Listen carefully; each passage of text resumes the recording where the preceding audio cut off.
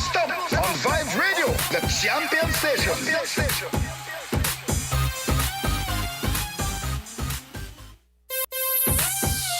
This is middle stop on Vibe Radio, the champion station.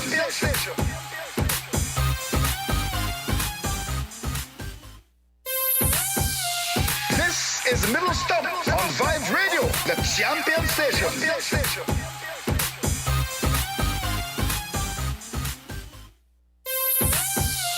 This is middle stop on Vibe Radio, the champion station.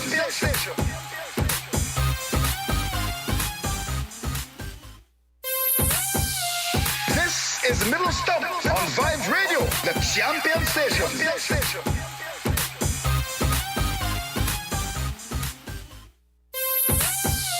This is middle stop on Vibe Radio, the champion station.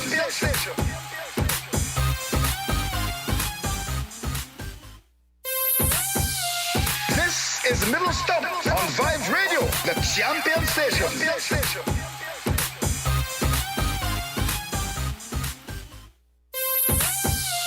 This is middle stop on Vibe Radio, the champion station.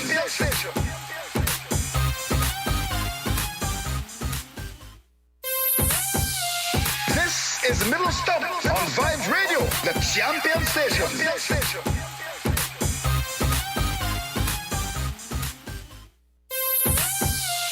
This is middle stop on Vibe Radio, the champion station.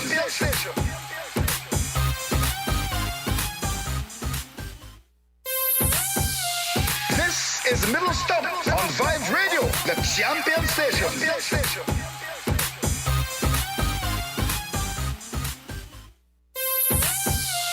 This is middle stop on Vibe Radio, the champion station.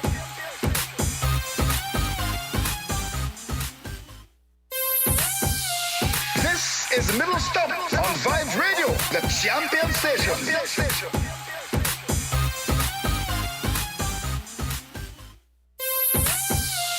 This is middle stop on Vibe Radio, the champion station.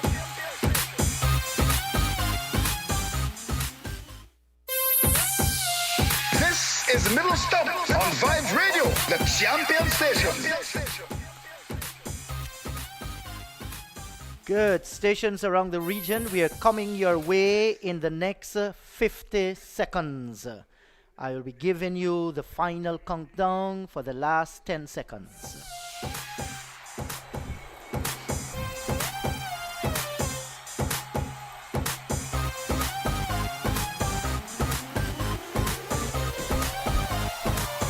Forty seconds to go.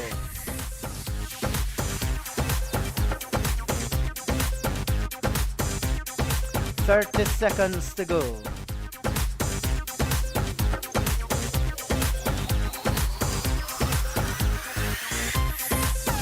10 seconds to go. 10, 9, 8, 7, 6, 5, 4, 3, 2, 1. This is Cricket on Middle Stop as we bring you ball by ball commentary.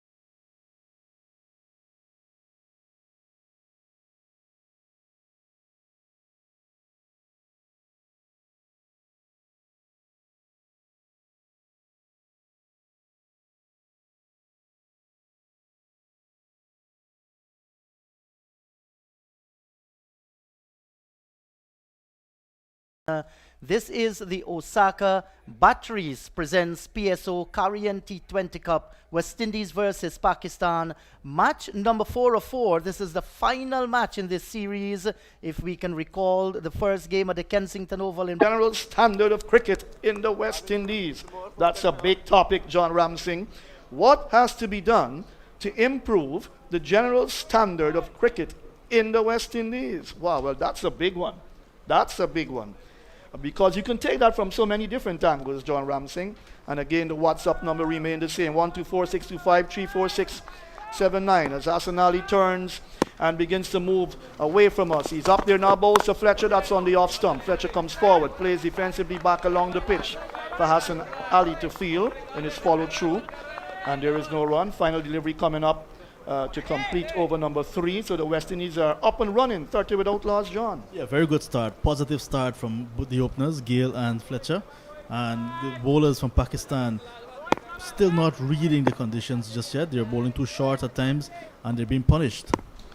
Here is Ali, he comes up, he's in once more, bowls to Fletcher. Fletcher's defending, that's a good one. That kept a bit low on the line of the off stump. The over comes to an end. After 3 overs, the West Indies, they're 30 without loss. Fletcher 17 and Gale on 12. And the umpire signaling for the covers to come on at this point in time. 3 overs gone. It's not a heavy drizzle by any stretch of the imagination. Certainly not what we got on Sunday.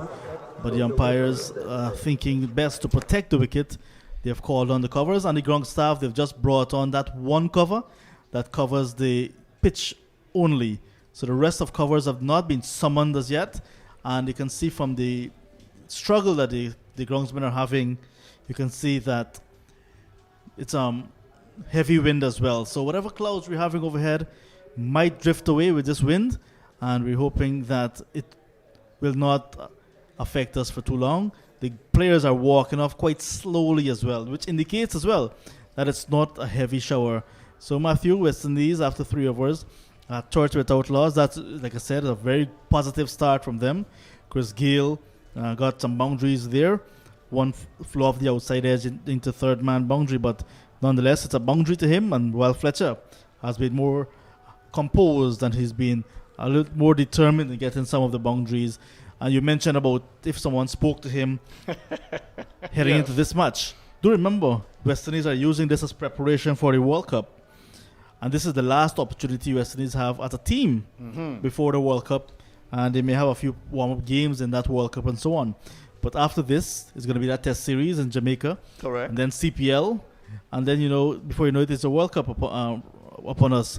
So Fletcher, of course, wants to stake a claim for that World Cup. And he's thinking this is his opportunity to do so. And why not? Talk to himself if no one has spoken to him and telling himself he wants to put up some good things. Let the bat do the talking so that the selectors and so on will have no option. But it's a good start from him and West Indies generally. And the Spice Man, who's from Grenada and is also a pastor, probably is praying a whole lot as well to ensure that he gets into that World Cup squad. I understand that after the CPL, I think 2 days after, the squad will be named for that World Cup. Is that true, John? I think that's what I read. But that's not bad at all, because when you look at the situation, you're looking for your best side to go to Oman and the United Arab Emirates. And obviously you don't want players who'll be injury prone as well. So you've got to have a number of players, and that's the thing about T20 cricket, the versatility of cricketers and being available and also possessing great standard and quality in their play can ensure that if they play well in the CPL tournament, they can stand a big chance of getting into the side. I agree. And as we speak now, the heavy covers was brought on to the field. So Matthew, when we thought it was just going to be a slight delay, a slight interruption, the umpires have ordered that the heavy covers come on, and the groundsmen are going to continue to protect the area. Last Sunday, they did wonderfully well to protect the most of the inner circle. And today we're seeing as well, with not such heavy rain, they're doing everything in their powers to protect the playing area as much as practical. Do remember, Matthew, this is a very big outfield. So I know some parts of the world, like for example in Sri Lanka, they cover the entire ground, Here at Right, Providence is going to right. be a hard task to do that. Not impossible, but a very difficult task because this is quite a huge venue. And so covering perhaps adequate enough at the moment for the inner circle, the 30-yard circle. And they did wonderfully well on Sunday, the ground staff, despite not using the super supper to get the surface water off of the covers and perhaps off of the ground. They did well to get everything off of the ground without any damages. And there's also that option as well of sun. Sunday we had no sun, so the surface water, of course, took a longer time to dry out than normal. Today, still hazy sunshine. Now we've lost it entirely, but if we have the sun, it will help the ground staff a whole lot. There's a little bit of breeze. It's evident from the fact that the covers are being blown when they are bringing it on, and if we continue to have breeze, and even if it's hazy sunshine, we will be able to dry out nicely eventually. But the thing also is that we didn't have the super supper on Sunday. And if we had that, probably we would have had some cricket because it would have been able to quickly mop up the outfield well and get a lot of water off the playing area very quickly. And we may have had cricket. But let's tell you, if you've just joined the broadcast, you're not missing any cricket after 3 overs, little drizzle, and the umpires not taking chances. They've asked the ground staff to bring on the covers, and it's 30 without loss. The West Indies, Gale on 17, and in fact, Fletcher's on 17 and Gale on 12. 3 overs completed. And when you look at the fact that with this World Cup coming up, John, Pakistan ranked 4 in T20 internationals by ICC, and West Indies down at number 8. They've got a lot of work to do to get back to the top. You've got 2 World Cups under your belt, but you want to find the right combinations to ensure that when you go to the UAE and Oman to play, and you're in with the big sides like Australia and England and so on, you've got to ensure that you come up with the perfect combination, you have to put it that way. And you don't want, I always believe that if you take a player in the shorter format of the game and they're half injured, they're dead, you have to put it that way. It's very difficult when a player is injured and you still take the chance with them, because you think they're going to recover at some point in time in the tour. I don't think that's the way to go. I think you've got to find a combination where your players are fit, they're ready, and they can go there and give up their best. And that's what it should be, Matthew. You don't want to take an injured soldier True. on a mission into battle. All right, so you mentioned you mentioned all there about the World Cup and preparation and so on. Mm-hmm. And it's quite a way away from here, but it's good to know that the CPL is ahead of us as well.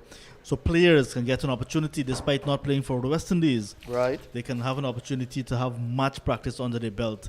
So CPL is going to start on the 26th of August, and that is going to be in St. Kitts, all matches at Warner Park. So the West Indies players not playing as a team, but will have a match practice heading into that World Cup. Right, certainly. And then, of course, Pakistan, they're pouncing on the opportunity for some of their players to play in CPL as well. A number of their players would have played for CPL. Mohamed Hafiz is in the Amazon Warriors squad. That's right. So is Shoaib Malik. That's right. They've been very supportive. And when you look at the fact that in T20 internationals, they've won 12 matches so far. The West Indies only 3 in clashes between the two sides. 2 games you can say abandoned.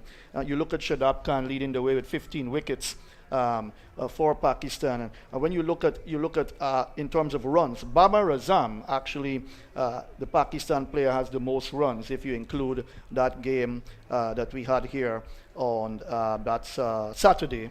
He has taken his tally to 454 runs against the West Indies. He leads the way. And Dwayne Bravo has the most runs for West Indies playing against Pakistan in T20 internationals, 190 runs. You compare the 454 to 190. Babar Azam has led out. I think he's the number 2 batsman in the world in T20 international rankings right now. I think he's behind David Malan from England. And then you've got Aaron Finch, and then a young man from New Zealand, Devon Conway, who's burst onto the scene, scoring a big double hundred against England in England there at Lord's, and has set the pace now to become one of the finest batsmen for New Zealand. So you've got the 2 test matches coming up in Jamaica after this game today, and so things are going to swing now, where you've got to focus on test cricket and you've got to focus on the West Indies test side again. And when you look at the fact that you always search for specialists in terms of Test cricket, one day internationals and T20s. Obviously, the team will change a bit, and one would expect that with the West Indies a little bit out of sorts, even in their Test experience at this point in time, they would want to come up with a good Test combination. You've got cricket coming up, and they've got to play hard. They've got to show that they can fight and play Pakistan well in the Test arena, and that's what you want, because you want balance in your West Indies team again, John, and you want them to be able to perform well in all three formats of the game. Yeah, you need to pick horses for courses. You need your best players in the red ball format, and then when you get to the white ball, those that are better suited for 50 overs as opposed to T20s, you have to have the right combinations working for you. So West Indies are on the verge of that Test series, 2 matches in Jamaica. The preparation have already started. Some of the specialists already in Jamaica ahead of that series, so they have started their preparations. So those that will be selected from this T20 squad will go on to join them in Jamaica, and those that are not selected will obviously await when their pre-CPL tournament camp will start. And as we speak about CPL, Matthew, we need to let our listeners know that 2 teams, in two of the franchise teams in the CPL, will be coming with new names this correct, year. right? Yeah, the Barbados franchise, no longer Tridents, they're going to be called Barbados Royals. And St. Lucia franchise, no longer St. Lucia Zooks, but St. Lucia Kings. Yeah, quite interesting. And the others remain the same, of course. And it will add to what we already know as the biggest party in sport. The cricket has been spot on. It's been really phenomenal in CPL. Lots of teams, lots of persons, in fact, want to be part of CPL. And given that opportunity, they get to showcase their talent, not only for their respective national team, but for other franchises around the world that look at CPL for what it is, a breeding ground for the rest of the world. And it's really good to see that it's going to continue this year, despite in another bubble. It's going to be played in St. Kitts. They're going to be having spectators. Right. But it's going to be one venue again. Last year, we had CPL much later in the year than we're accustomed to. And that was played in Trinidad and Tobago. One country, but they had 2 venues, the Queen's Park Oval and the Brownie Lara Cricket Academy. So this time, it's one country, one venue. But it's still cricket. It's good to see that we're still having our action. Right. So let's remind you, stations taking the broadcast to stay with us. We will have cricket, of course. NCN Guyana here, of course. CBC Barbados Class, FM 89 Jam, NCN St. Vincent. Vibes Radio Dominica, 105 FM TNT.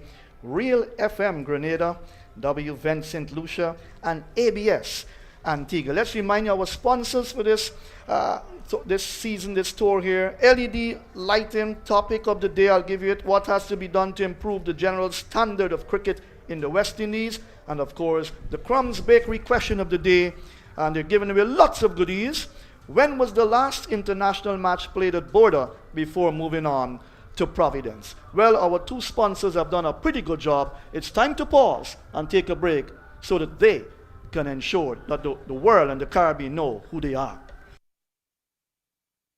LED lighting throughout your home that you could save as much as 80% on your lighting costs? Yes, man. And did you know, wait, you knew that? Of course, I also know that with using LED lights, I get brighter lighting that lasts longer and is better for the environment too. And by choosing my LED lights from Caribbean LED, I get up to 3 years warranty. Wow, you know very much. I hear all the ads on radio for Caribbean LED. Call them and ask at 621-0092 or visit them in Lorette State or Wildy if you don't believe me.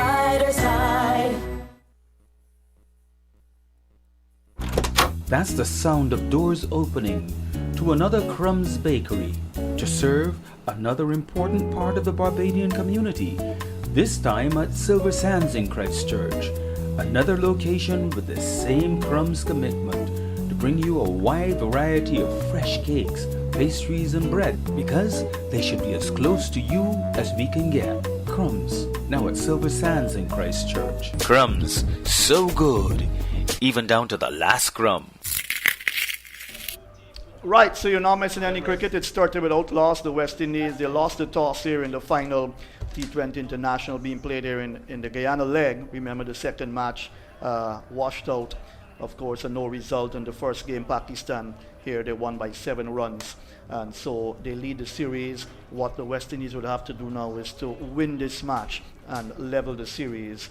Pakistan cannot lose the series, of course. There have been 4 bilateral series between these two sides since 2011 played. And of course, by now the answer is known that the West Indies have never won any. And when you look at the stats, 12 wins to Pakistan overall in T20 internationals, West Indies 3. The Pakistanis have been well and truly on top of the West Indies in this format of the game. But West Indies with 2 World Cup under their belts will be looking for a third, and they've just have to come up with the right combination. Let's remind you that the WhatsApp number for those questions and of course the discussion, 124-625-34679. I'll repeat that for you. 124-625-34679. And the stations, congratulations to all the stations in the Caribbean taking the broadcast: NCN Guyana, CBC Barbados, Class FM 89 Jamaica, NCN St. Vincent, Vibes Radio Dominica, 105 FM TNT, Real FM Grenada, WVN St. Lucia, ABS Antigua. Well done to you guys and the wonderful stations across the Caribbean. It's evening after 8 p.m. in Pakistan. Let's say hello and good evening to the Pakistan Prime Minister, who is the 22nd Prime Minister of Pakistan, of course, and would have played 88 test matches for Pakistan and took them to that World Cup win in 1992, John. Where were you when that happened? I was just starting to enjoy cricket, and it actually gave me my first love of the game because of the excitement. And right after that, or right around that same period, Brian Lara had a 277 against Australia as well. Right. Yeah. And my first international match, Matthew, West Indies against Pakistan at Border, 3rd of April, 1993. The series was level 2-2 heading to Guyana. 10,500 tickets were available at Border. Right. And heading into the day of the match, 12,000 tickets were sold.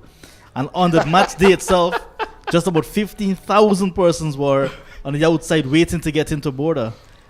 And I was given, my great uncle, who was a member of the Guyana board at that time, gave me a schoolboy's ticket to the schoolboy stand. And he said to me, do not take it out of your pocket until you get to the gate, because this is like gold. Wow. People outside want it more than anything else. So I was very careful. And when I got to that venue, I actually was so tiny, I got past the security and everything with my ticket still in my pocket. Wow. Yes, and that ticket actually remained in a little souvenir box I had for a long time until the 2005 flood came and it washed it away. Yes. But that was my first international experience, and it was because of that 1992 World Cup where I got the passion for cricket, and that's where it started. And quite ironic, like I said, it's Pakistan and West Indies again in 2021. Right, and look at the question which relates to Border. When was the last international match played at Border before moving on to Providence? You probably went to that game, but you're not supposed to say anything. Yeah, I was there. I'll tell you what, since 1993, when I Right. watched my first international game at Border, I was blessed to not miss an international game in Guyana since, Wow. including the 2007 World Cup and the 2010 T20 International as well.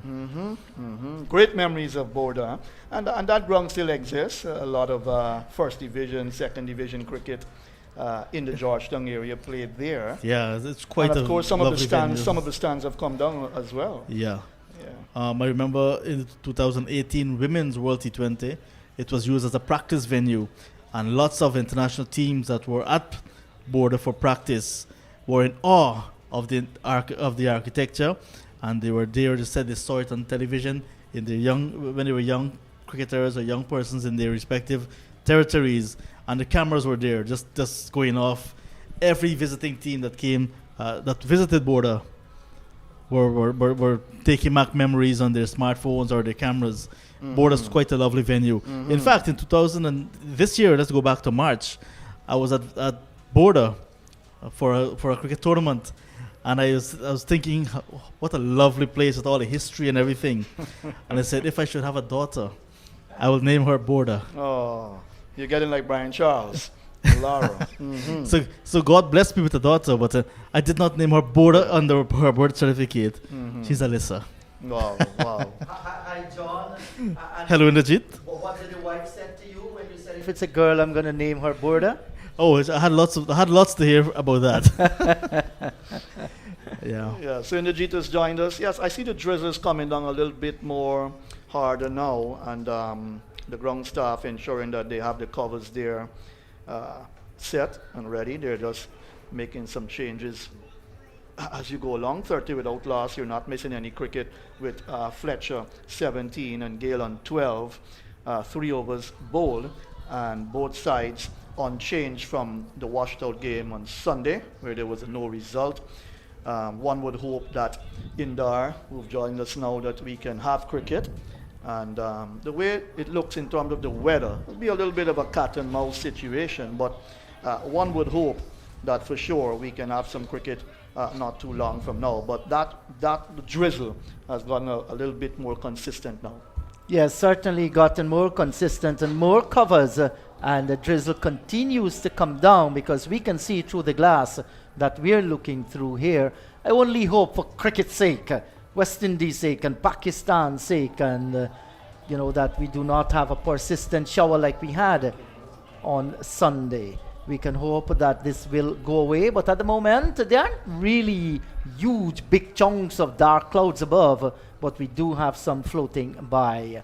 So good evening to the last Crumbs Bakery question of the day. They're giving away lots of goodies, and the question is, when was the last international match played at Border?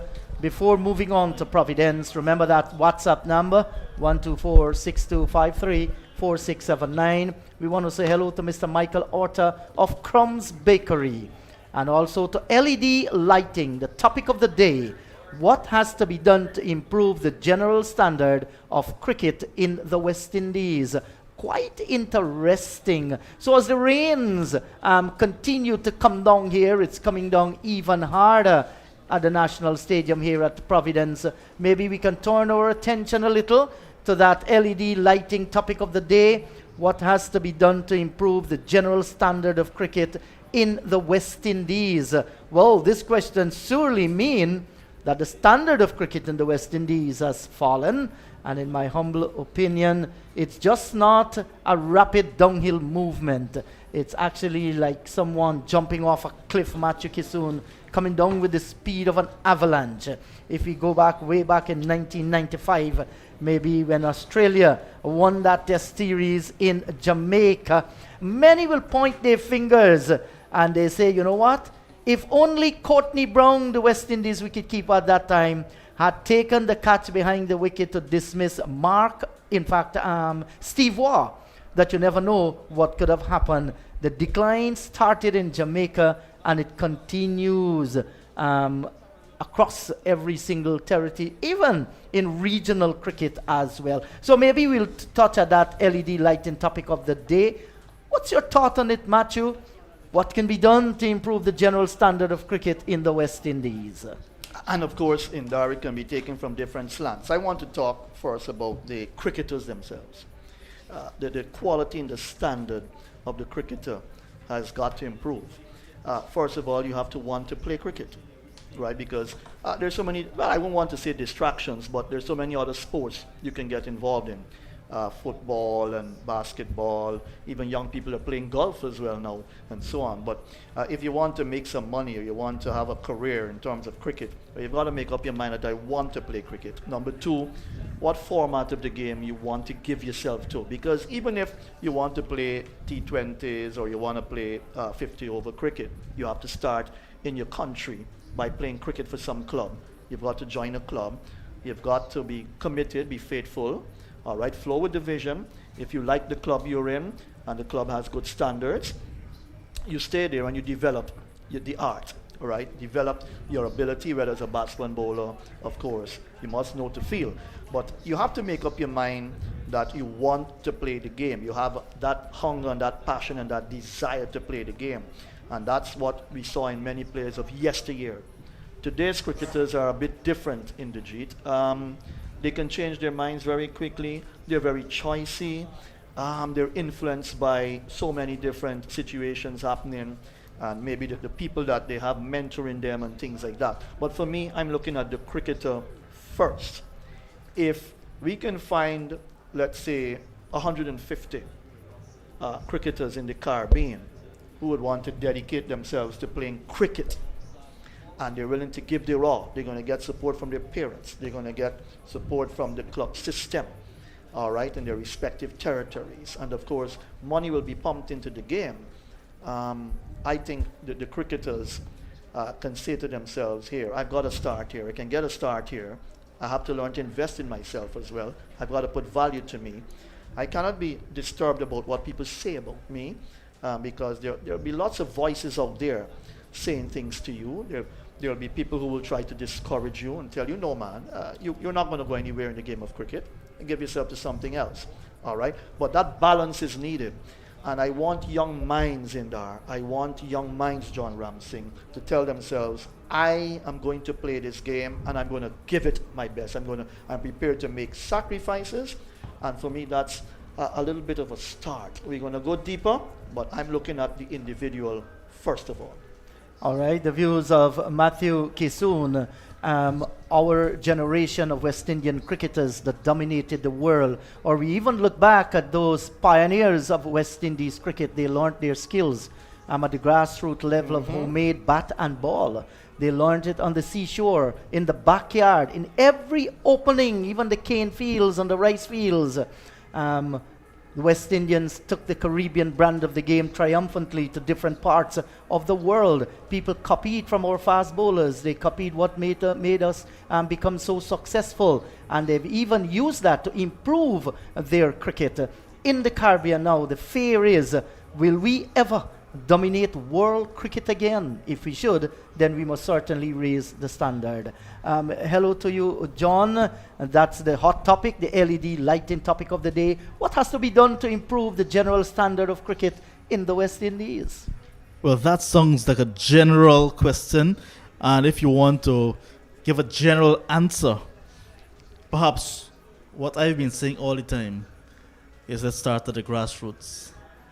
Right, because if you want to, our players, Matthew mentioned, our human resource, our players, if we get them quite early to be focused, and this is what we want, all right, this is all you're going to be doing. You're going to balance your academics with cricket. No, we always say balance academic with sport, but we're going to have to look at it a little bit more specific. Balance academics with cricket, and that's all you do. You know, it's like when I was at school, I remember the national swimmers, the Olympics is on, the national swimmers at my school, they had a training schedule every morning and every afternoon. They would go to the pool when it's cool, not in the sunny part of the day because you know it's hot in Guyana. And while I was at club cricket as well, I would go to the club in the afternoons just for a few hours, and then weekend we play matches. So if I was told, okay, everything else will be taken care of, all you need to do is to focus on getting a decent average in school, good grades, and then you can play cricket, and you're given that support right through. I'm sure it could have perhaps would have been different for me, right? And similarly, right now we can look at it as being different for everyone who wants to have a career. If you recognize early talent, you nurture that talent, give them that support, and we can take it from there. Because once you know that this person or these persons are showing the dedication and the discipline that is required to go to the next level, you'll give them the right facilities, you'll give them everything, all right? And that's my opinion in terms of a general fix. Because if you want to go into more specifics, you have to look at our infrastructure, look at what we have. Persons have to be paid handsomely as well, because they'll go drift away to someone who's offering a little bit more, all right, or something else that is offering a little bit more. So it's no one fix really, but if you can also make everything else to follow that human resource, then perhaps we can start looking in another few decades, 2 decades perhaps, because we had to start somewhere. Yes, I think it's going to be long, it's going to be painful, because looking at the entire cricketing world, where other nations, they have strived and they have improved, and their standard in many cases, especially test cricket and one-day international, they're way above us. Look at the present West Indies T20 international team. We are the world champions, and yet we are ranked number 8 there. Yeah. T20 cricket is totally different from the longer format of the game. And I think you have touched a very important point, building human capacity, looking at our resources that we have to build our youngsters coming through, and that grassroots level is of vital importance. As I speak with you, the drizzle is easing up here at the National Stadium. Rains came after 3 overs with Pakistan winning the toss and inviting the West Indies to take for a strike. They got to 30 without loss. We saw some blazing stroke play from Fletcher and Christopher Gale. Gale, to my mind, after cover driving a half volley for 4, he bisected square cover and backward point. Since then, he has lived a little bit dangerous out in the middle with ball flying off the edge, going off towards fine third man and wide third man, one just over the top of extra cover. But the rains came, the covers are there, and since then we have not gotten any play. We continue to monitor the situation and keep the discussion alive. Remember that WhatsApp 124-625-34679. And somebody sent a response already, Indrajit, and we encourage you, our listeners, to send your voice notes as well. We'll play them, send your responses, and we will read them. So the first one coming in: to improve the standard of cricket in the West Indies, players must take personal responsibility for their game and develop their game outside of the formal setup. And that's what we're saying, the human factor again. Yes, very interesting. You know, and I think it was Matthew who mentioned about parents, or you, John, I'm not too certain. Parental input, you know, at an early age, what do you want for your children? Not necessarily you're going to choose a career for them and they will accept it. Some children will say, you know, this is not what I want something else. We're living in a modern world today. Technology has brought the entire world into your living room as well. But what we are saying here, involvement of parents, involvement of society. You know, we learned that it takes an entire society to develop an individual. The thing is, what is the love for cricket at the village level? Has it deteriorated in many villages across the Caribbean? I just mentioned about our past players, those that stormed the world and became entertainers and household names. They played cricket in the backyard where you hit the biggest sixes and you smash the fastest centuries. You play on the road, in the pasture, every single opening.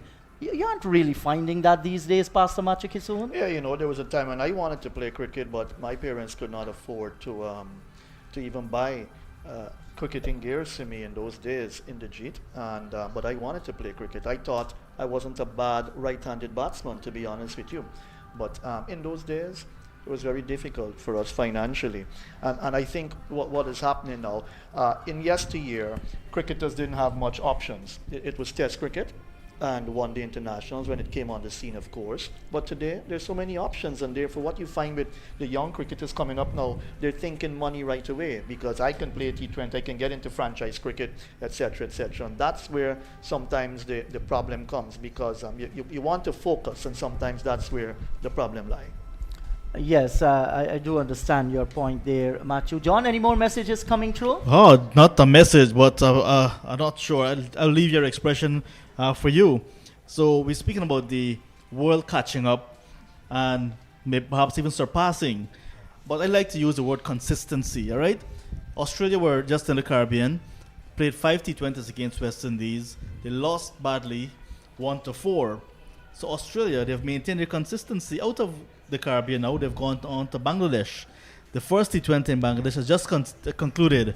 Bangladesh 131 for 7.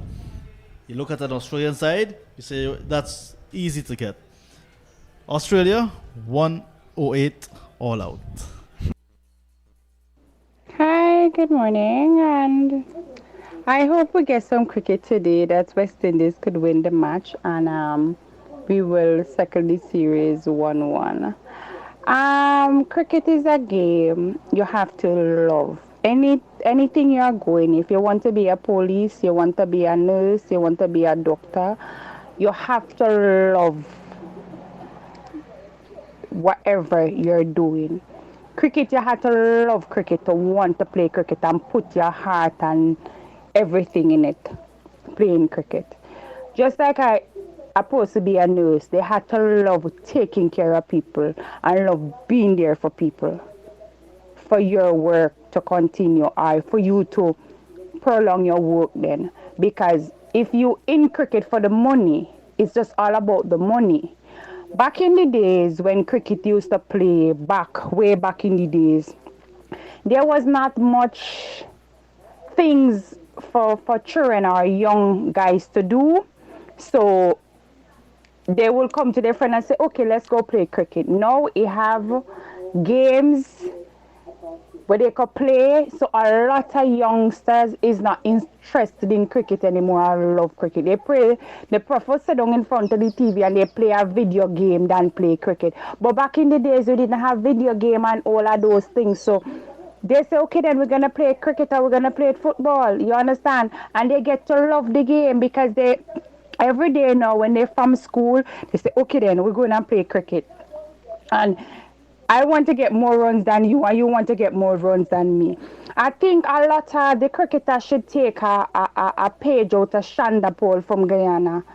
Shanda Paul will stay at the crease for 4, 5, 6 hours, and he still don't make 50. You know why? He protected his wicket. You understand what I mean? Yes, cricket is a game. When you get a bad ball, you can put it away. But when you go out there, it's to stay at the crease as long as you can and protect your wicket. It's like your wicket is your life, so you're going to protect it.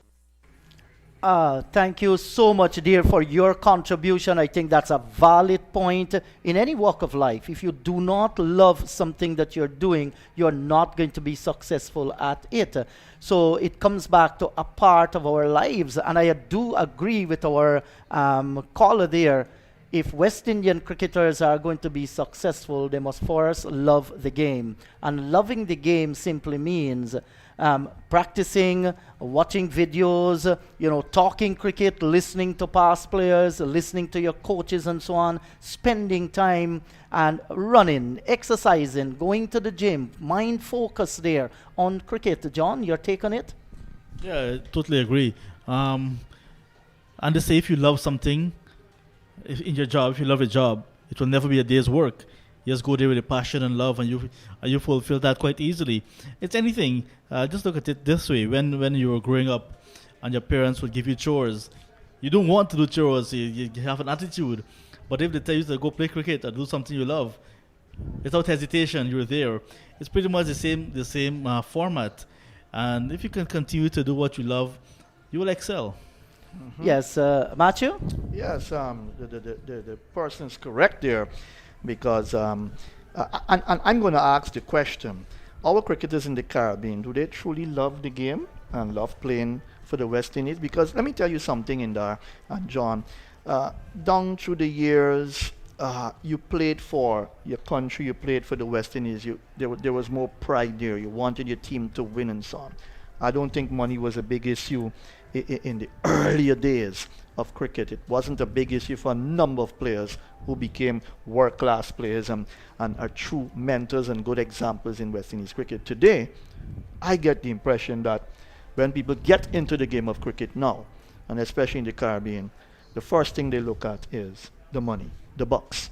But that wasn't the case many, many years ago. Well, I'm not too sure that the first thing our cricketers are looking for now is the money. If you look back at the days gone by, I think it has to do with the knowledge of the game, what cricket meant to the West Indian. Listen, it was our teams winning cricket that presents us today with an identity as a region. Not our politicians, not our doctors and scientists. It was our cricketers on the international stage that gave the West Indies an identity. So I think the love for the game is one, and then they understood what cricket means to the Caribbean people. You imagine when we beat England in England for the first time there, you imagine that celebration. Here is with the Caribbean had a chance to show our colonial masters that, you know what, we can come to England and we can beat you at our own game. The pride, the knowledge of what cricket means to the West Indian. And I think money has been an issue all along the history of West Indies cricket. The only difference is that in those early days, our guys, they would have loved to got more money while they played. True. But the money wasn't there available to them. And they sacrificed because they understand, one, the love of the game and the identity that we are fighting for as a Caribbean people. John? Yeah. Let's take some of our responses. Go right ahead. All right. This one says, you have to start from the government down. The interest has to be there. Take, for example, recently in Barbados, vaccinated persons were not allowed to go to the Kensington Oval to watch the cricket, nor did they show it on TV. How are the kids going to get interested in cricket when they don't even see it? That's one response, and I rather suspect it's from Barbados. Next one. Good morning, listening from Trinidad. I think administrators have to be more serious and pick the right players. I feel too much of politics in West Indies cricket. And that one is obviously from Trinidad. Yes, so we're having a number of views. We welcome your views. That's the LED lighting topic of the day. What has to be done to improve the general standard of cricket in the West Indies? Now, we have spoken about the players, their commitment, their coming through, having a love for the game, understanding the game of cricket as well. But that's only one component. The thing is, look how many talented cricketers we have in the Caribbean now. I am not going to doubt their love for the sports as well. Not at all. The thing is, why is it that our youngsters in the region are taking much more time to develop and transition from the under 15 to the under 19, then into the regional team, then to test cricket and one the international? We're taking a longer time.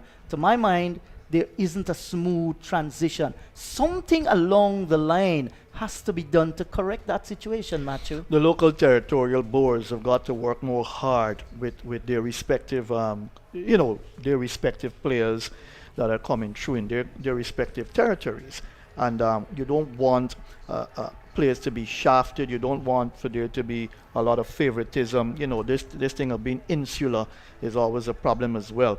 And what you want is that if I've got an eagle's eye and I can spot a good cricketer from a part of my country that nobody really visits much, but I happen to go there and see something happening, I should be able to bring that cricketer to the fore and say, here, go to one of the administrators in our cricketing Guyana and say, this is a good youngster. I think we should invest in him and so on. And I think that's something that's lacking.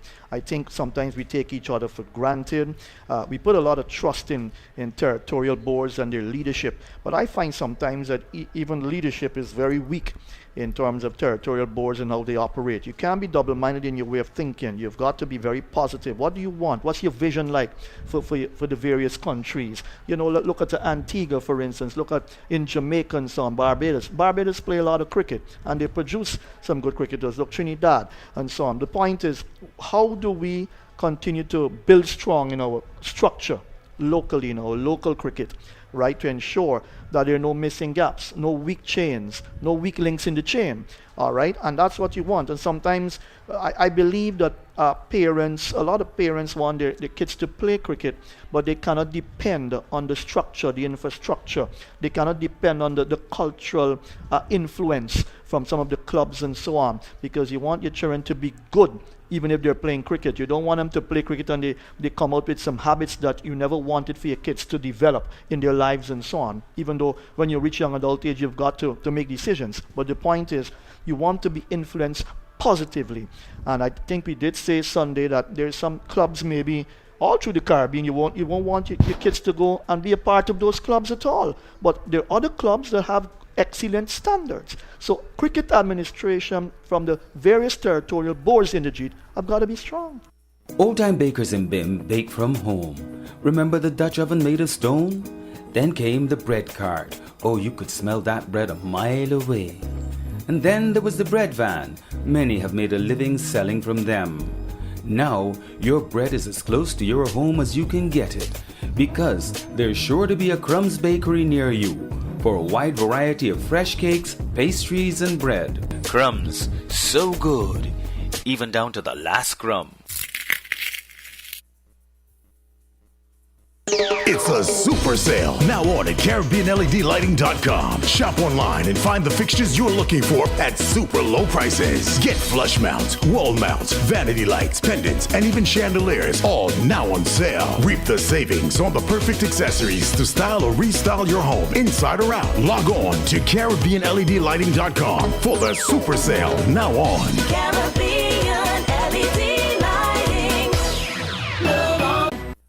Yes, and the LED lighting topic of the day be done to improve the general standard of cricket in the West Indies. As we has almost ended, there's still some waters on the cutting. It hasn't been hard enough. That's a rain. We aren't seeing any water whatsoever.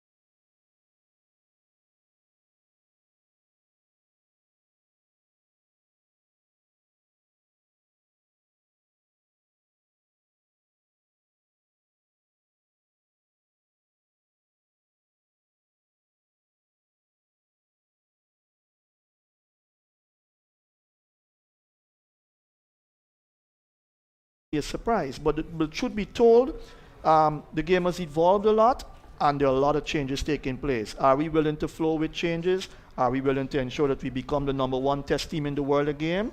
Well, we've got to do a lot of work to get back there.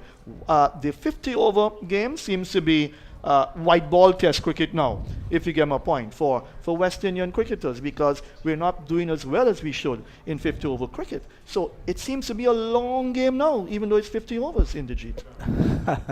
And certainly John will continue to monitor those WhatsApp coming in to us. Let me remind you, the covers are still out in the middle there.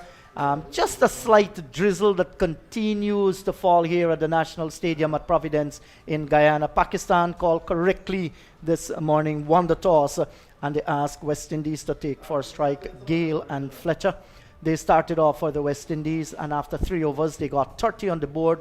Gale on 12, Fletcher is on 17. Good start by them so far, both Pakistan and the West Indies, maintaining the same teams that played in that no result match here on Sunday. John, you have something there for us? Well, nothing coming through, but do remember the LED lighting topic of the day. What has to be done to improve the general standard of cricket in the West Indies? Let's talk on this aspect now, if we may. We've talked about the human development, we're talking about the love for the game, we're talking about monies. Let's talk about the pitches throughout the Caribbean in every territory. That has been a hot topic. I know there have been great effort at Cricket West Indies level to improve pitches. We have curators there. Many of them has been working. We have a lead curator in the region as well. Have so many different training sessions, because the talk is, if we do not improve on the quality of our pitches, well, then our players that is coming through the territories, they themselves will not improve their cricket. And thus, when you make the transition to another level, you're not going to be successful. John, your thoughts on the quality of pitches? It's been deteriorating. The quality has been deteriorating. I'm not sure the heavy emphasis is there anymore to produce the pitches that we saw producing players of yesteryear. It's what we sometimes call wet and roll. That's what our curators will do. Wet the pitch, roll it, and that's it. There's no science behind it anymore. Right? To say, okay, with a little bit, this amount of moisture, this is what we're going to get. With this amount of drying, this is what we're going to get. It's just, I have a job. My job is to wet and roll. That's what I'm going to do. Some curators. But I notice as well, one territory in the Caribbean, I haven't been to every territory perhaps to see this, but I saw it in one territory. Last year, I was in Trinidad for a short tour. I was invited to Cuba, at the National Cricket Center at Cuba, to watch a game while I was waiting for my tour to start. I took the invitation, and we watched a game. Right after the game, I saw a whole host of persons with notepads and little books walking onto the field. I know at the end of a game, it's customary for the players from both sides to greet each other. That was before COVID, mind you. So I noticed persons walking onto the field, and eventually they made a circle around the pitch. I was still curious. I was wondering if there was another game that is going to be played later on, and they're having some discussions. So the curiosity got the better of me. I went onto the field, and I asked what's happening. They said there's the theoretical part of their course. They're learning the art of curator. Oh. A head count was about 30 persons at the National Cricket Center in Trinidad and Tobago, Cuba. Yes. So, like I said, I haven't seen it in any other territory. Granted, I haven't been to all the territories looking, but this was evident at one venue in the Caribbean. Perhaps Trinidad and Tobago have recognized, the Trinidad and Tobago Cricket Board have recognized that they can do something. They can take the lead on this and not only have groundsmen and curators in their territory, but they can perhaps share it around the Caribbean as well. Yes, export them as well to different territories in the region. Because we have one Caribbean, one economy. Single market economy. Exactly. Very interesting what's going on there in Cuba. I haven't seen it elsewhere since then either.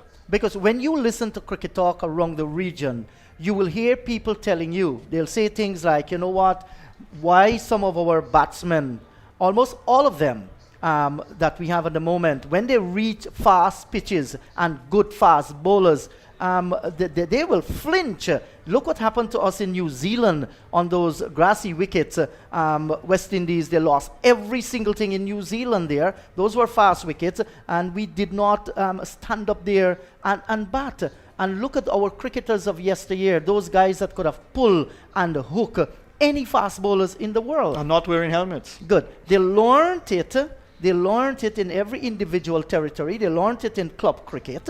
And they're claiming that, you know what, those pitches were better cricket pitches. It gave an opportunity for batsmen to cut a short rising delivery, to pull and to hook. Today, on the first, maybe in some pitches around the region, the first hour, balls beginning to keep low. Others are of another opinion. They're saying, listen, we can improve on our pitches, but that's not the main reason why. They tell you, look at some other fast bowlers that came and bowl on slow wickets. we know border. It was known as the batting paradise. But we have seen some fast bowlers there wake up that batting paradise. I remember the likes of Imran Khan that played the West Indies there, now Prime Minister of Pakistan. Imran Khan picked up, I think, was 7 for 36 in a test match at border, bowl quick, move the ball around. Tino Best, young Tino Best running in at border, ball flying through, scaring some Guyanese cricketers at that time. I remember Tino Best as well. And there was also Marlon Black and Leslin Lambert, fast bowlers at Albion. That was a batting paradise as well. Curtly Ambrose, Malcolm Marshall, you name them, Wayne Daniel. They bowled on pitches that were favorable to batting, and they were very, very quick as well. Yeah, is it a case of how much you put in, that is what you're going to get out? Matthew? I'm puzzled because we're not producing quality fast bowlers today. What I found is that when I examined the fast bowling department of West Indies cricket, these guys, they're running up and they're just throwing their hands over a lot. I'm not seeing too much of science. I'm not seeing too much of, as if you've got exceptional coaches working with them and so on. Some of these guys, because they have the pace, they run up, throw their arm over, that's it. And many of them have had problems with no balls, bowling a lot of no balls. You wonder who's working with these guys in terms of the no ball situation, because we had that problem in the series. So we're talking here, Matthew, about improvements by our coaching staff. Yes, overall. And you get back to the science of preparing pitches. I think I had a discussion with Keith Holder from Barbados on that matter a couple of years back here, and we were talking about that. You've got to have the science involved in pitch preparation and so on. Even in local cricket, you don't get those things happening because, again, John and Indar, the first thing is money. You got to pay these guys well, to prepare pitches. It's not easy to prepare a pitch proper these days, and I find sometimes we take that for granted. My question, or my whole thinking here too, is that what are we trying to do? Protect our batsmen by not preparing fast pitches? I mean, in terms of them being hit or learning to play a hook shot or play fast bowling, the bouncer and all these things, how to duck, how to be able to develop the skill of proper fast bowlers bowling on pitches that are prepared for our batsmen. When last have you seen a West Indian batsman play a proper hook shot in the G? We talked about that Sunday. When last have we seen that? Brian Charles Lara, good hook of the ball. I remember Ramnaresaran, congratulations to him. He's opened his mall recently, just behind the stadium here. SARS used to try to play that hook shot as well. He played it well to an extent, and there were times when even that hook shot got him out, trying to play that hook shot. And my concern is this. If our batsmen, our top batsmen in the region, cannot hook well, I'm not sure they can ever be able to play fast bowling the way they should develop into playing fast bowling. And that's the problem. We need our pitches to become a little bit faster again. And again, the science and art of preparing pitches, I think, is lacking in the Caribbean. Yeah, and there's another thing that goes as well. Looking at our batsmen around the region, I am baffled for answers as to why what I'm going to say is happening. Not too many of our batsmen are using their feet, they're using their crease to their advantage when they're out in the middle there. And because of that, it is my humble opinion, we are struggling to bat long, we are struggling to score singles, we are struggling to rotate that strike, and it's a serious problem. You go back and look at all the greats, Sir Gary Sobers, Rohan Kanai, Gordon Greenidge, Desmond Haynes, and you name them, Carl Hoopers and the Brian Laras, Sarwan and Chanda Paul.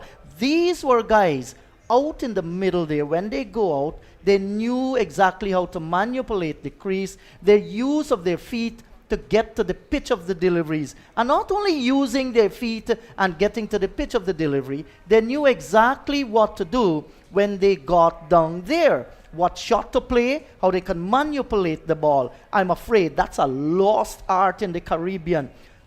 I was talking to Maurice Foster, my friend from Jamaica. Hello to you, Maurice, if you're listening to us. I was mentioning some names, and he wasn't saying anything. And then I mentioned the name Alvin Kalicharan, and he said, now Inderjeet, in his lovely Jamaican accent, he said, my brother, now you talking about a great West Indian batsman. And when he related to me the likes of Kalicharan and Lawrence Rowe, all right. playing Beautiful. spin bowling, it was amazing because he looked at these guys, he played with them, he understood the importance of using the crease well, just getting to the pitch of the deliveries. Look, some of our great batsmen of yesteryear used to even get to the pitch of medium pace bowlers. Yes. I remember seeing Desmond Haynes in one-day cricket charging down Sir Richard Hadley from New Zealand, smashing him all over the place.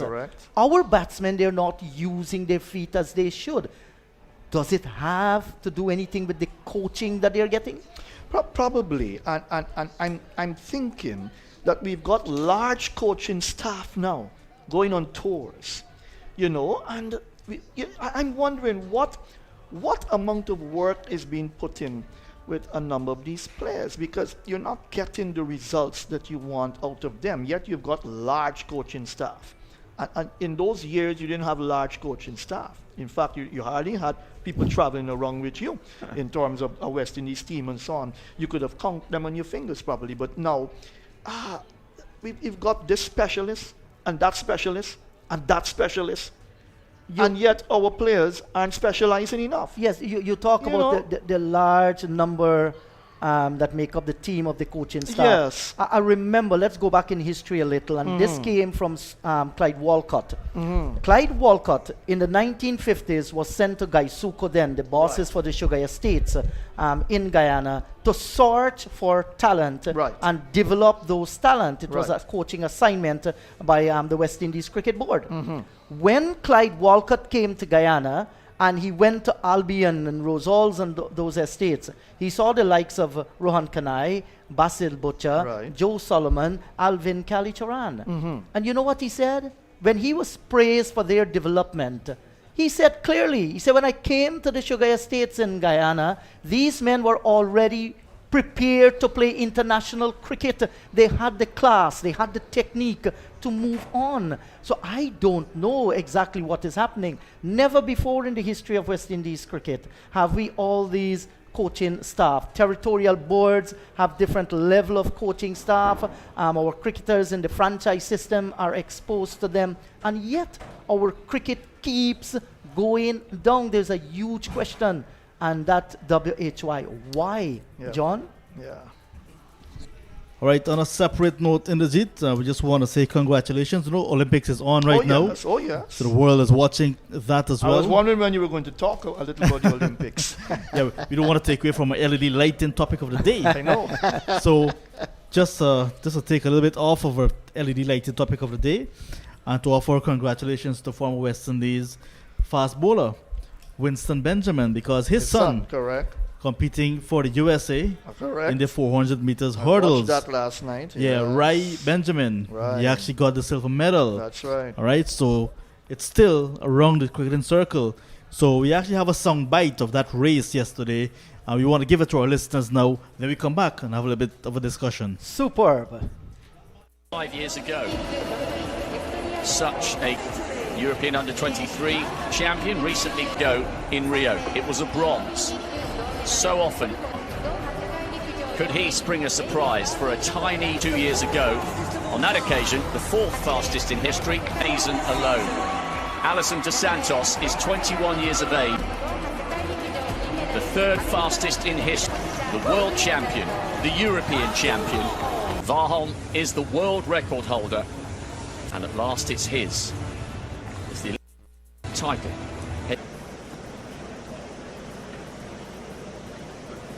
Warholm's coming under pressure. Remember, watch the clock to do it. The ultimate performance on the ultimate day. He has just decimated his own world. We've rarely seen a performance of this dominance. We thought he's elevated himself to one of the all-time Olympic greats. Warholm, world record.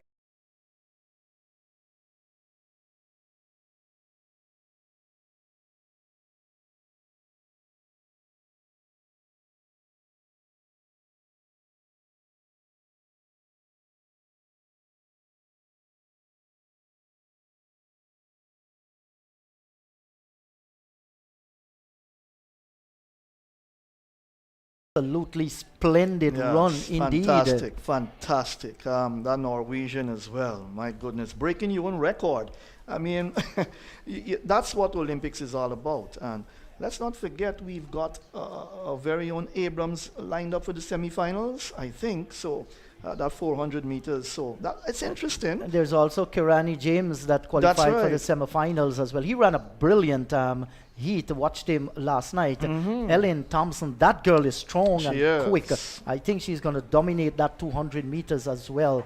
So Jamaica has done well in the sprints. The ladies, surprising that no Jamaican men will be in what was in that 100 meter. First time. Medals are coming in from the Olympics for the Caribbean region. We need our cricketers to bring home some trophies for us in the JIT. Yes. And we need that World Cup to come home again after Darren Sammy brought it home twice. We will bring that World Cup home. So I heard the word on the street is that Guyana not bringing home the gold medals because Guyana is the land of El Dorado. We have enough gold already. Well, we earned a bronze in 1980, you remember? That's why I said gold. Yeah, I know. Michael Paris, don't forget that guy, 1980, the Moscow Olympics. Yeah. And I understand, just to say this, since Pakistan is here, they've got 10 Olympic medals, actually. And I think 8 of those medals are in, what you call it? It's the hockey, their national sport, right? And they've got 8 medals, I think, the men's hockey team. Yeah. And they've got 2 other medals, if I'm correct, one with boxing and one with wrestling. Very interesting indeed. Quite early in the Olympics, I saw one of their players, one of their Olympians, powerlifting. That's right. And he had an injury and he was forced to leave. That's right. And a lot of attention was given to him because apparently it was determination and some failures that he started of his career. And he persevered and got to the Olympics this year. And a lot of persons were giving their congratulations to him. But I love the Olympics. Oh, yes. 2020 Tokyo, happening in 2021, right in Tokyo.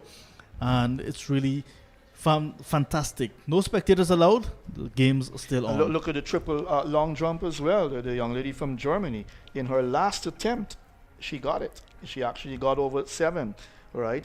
And you know, it shows that you can save the best for the last, because with all the attempts, and then you come in with that final effort, you know, plunge there to earn the goal. So it shows what Olympics is all about. And so when will cricket be played at the Olympics? Because I was watching a bit of football last night, Canada, the Canadian women and the American women.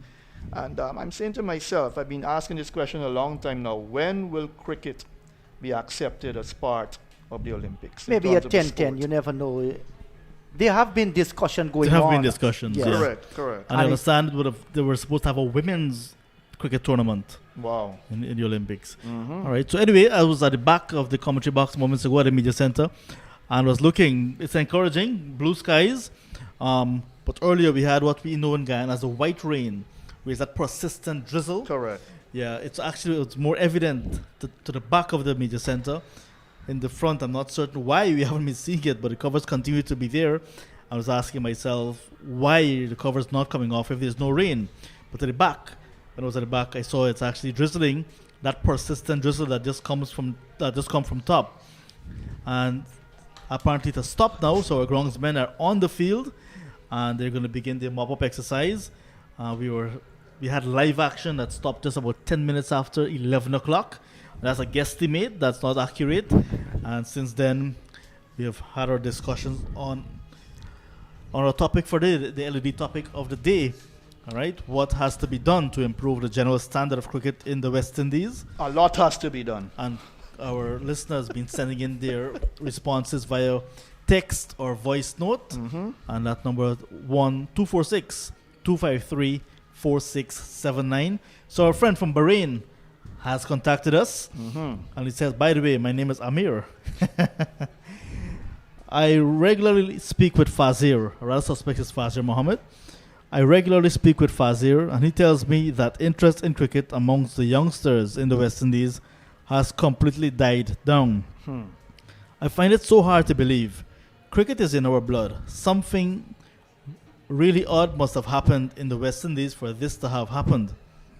I pray and hope that we see the awesome West Indies showing their might around the world soon. So a good West Indies team or a West Indies team on world cricket is what the world needs.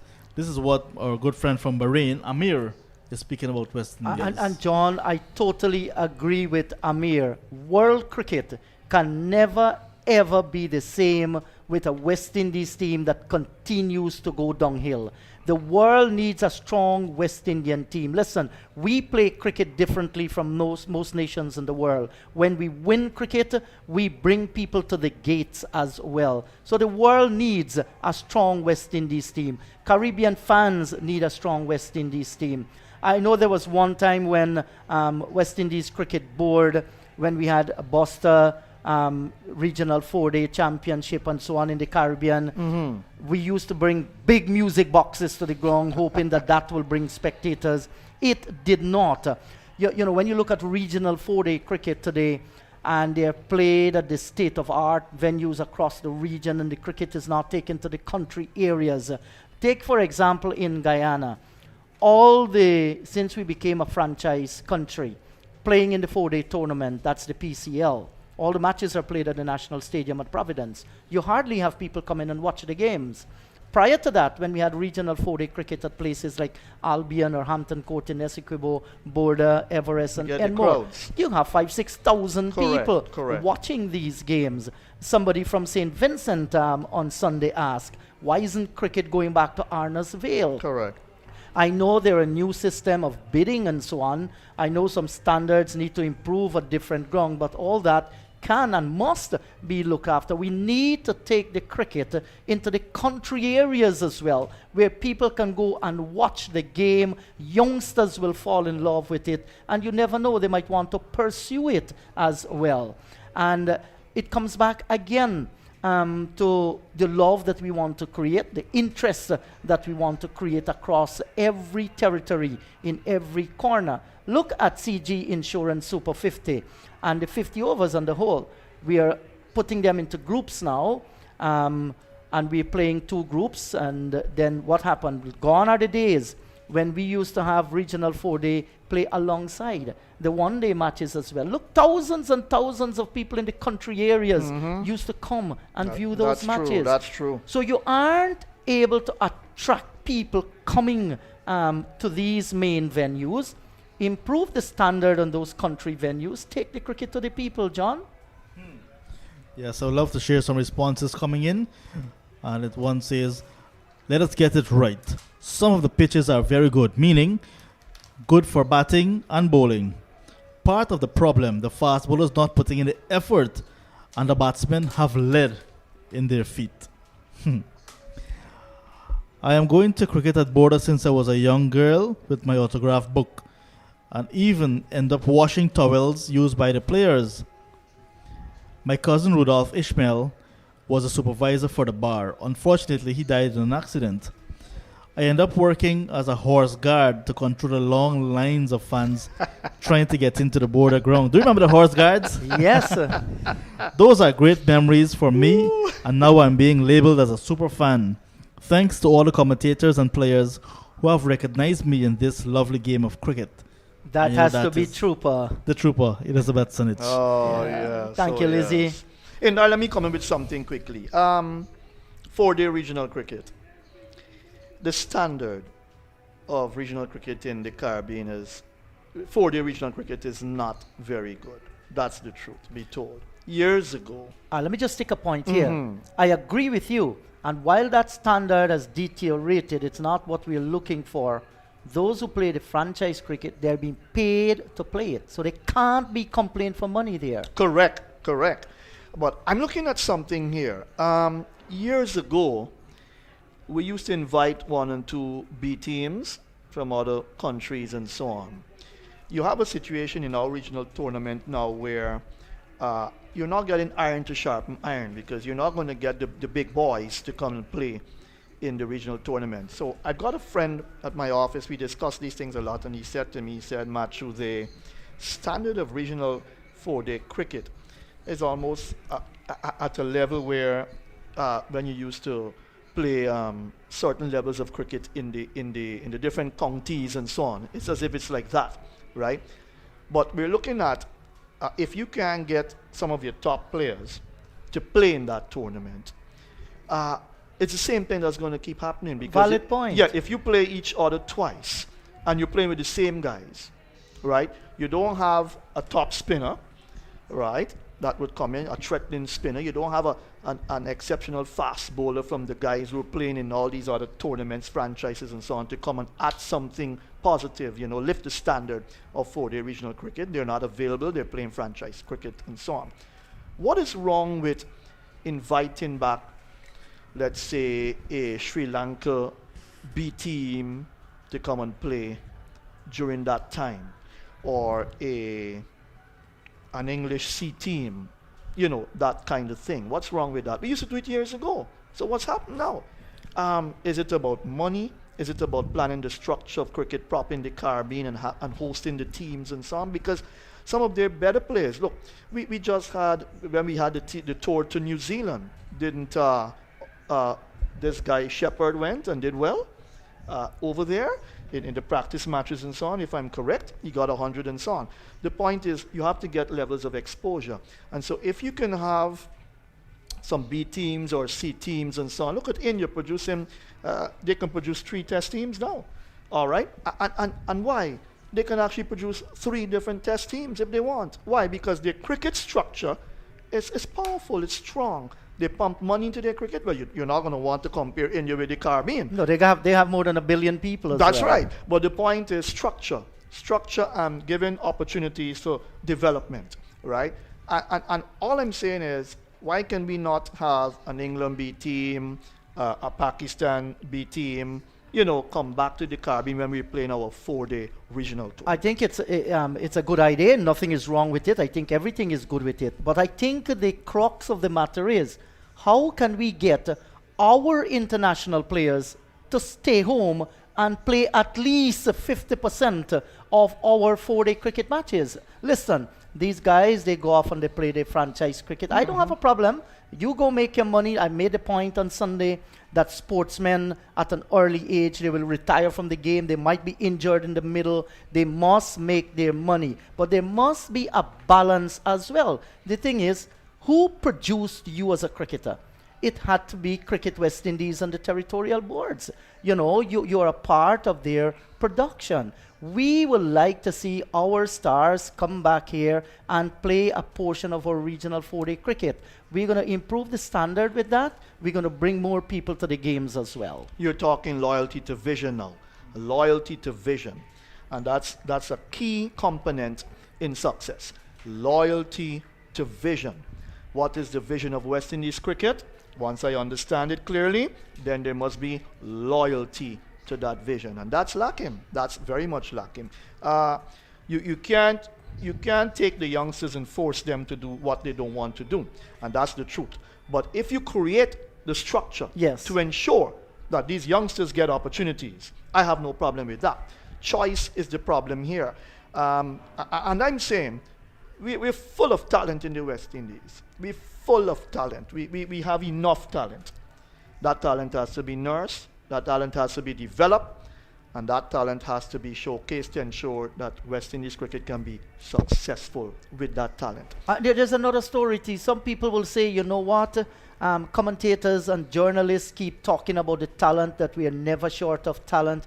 Sometimes, and they're worried, what talent you talking about, guy? If this guy has talent, why is it that this person is not going on? They feel that we do not have that talent we're talking about. The expectations might be too high. And even when we've got the talent, you can't play guessing games with the talent. You've got a team on tour to play how many one-day internationals, how many test matches, and you're playing guessing games with them. You're not having them positioned correctly, in terms of the team, where you're going to bat and all these things. And you find that has presented some serious problems for our cricket, because I have found, and I'm not going to bash team managements, but I have found that our team managements at times they just blunder, they just make some mistakes. And people in the Caribbean realize it as well. You're there, but you're not reading the game well. Why would you leave out this player? You play this one, and then things go wrong. They're not reading the game well. You have to read the different countries you're going to, check out the pitches, understand conditions, know who you will play, who you will leave out. That does not happen too often now in the JEET, and that's a problem. Yes. Old-time bakers in BIM bake from home. Remember the Dutch oven made of stone? Then came the bread cart. Oh, you could smell that bread a mile away. And then there was the bread van. Many have made a living selling from them. Now, your bread is as close to your home as you can get it, because there's sure to be a Crumbs bakery near you for a wide variety of fresh cakes, pastries, and bread. Crumbs, so good, even down to the last crumb.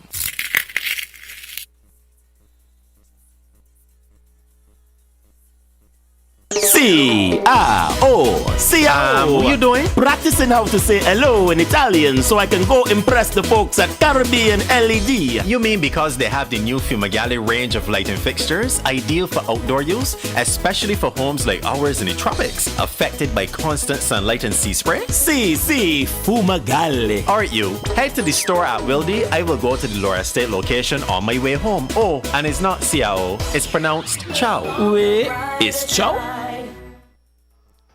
Well, let me tell you that there's a great battle going on, and the sun is winning the battle at the moment because it is piercing through those clouds. They're looking much more on the white side at the moment, and the ground staff frantically, they're coming out there. They're beginning to remove the covers. So the rains have completely stopped here at the National Stadium at Providence. And all of the guys out there gingerly walking towards the covers. A few have already been removed. The rain came in the third over after West Indies were sent in by Pakistan.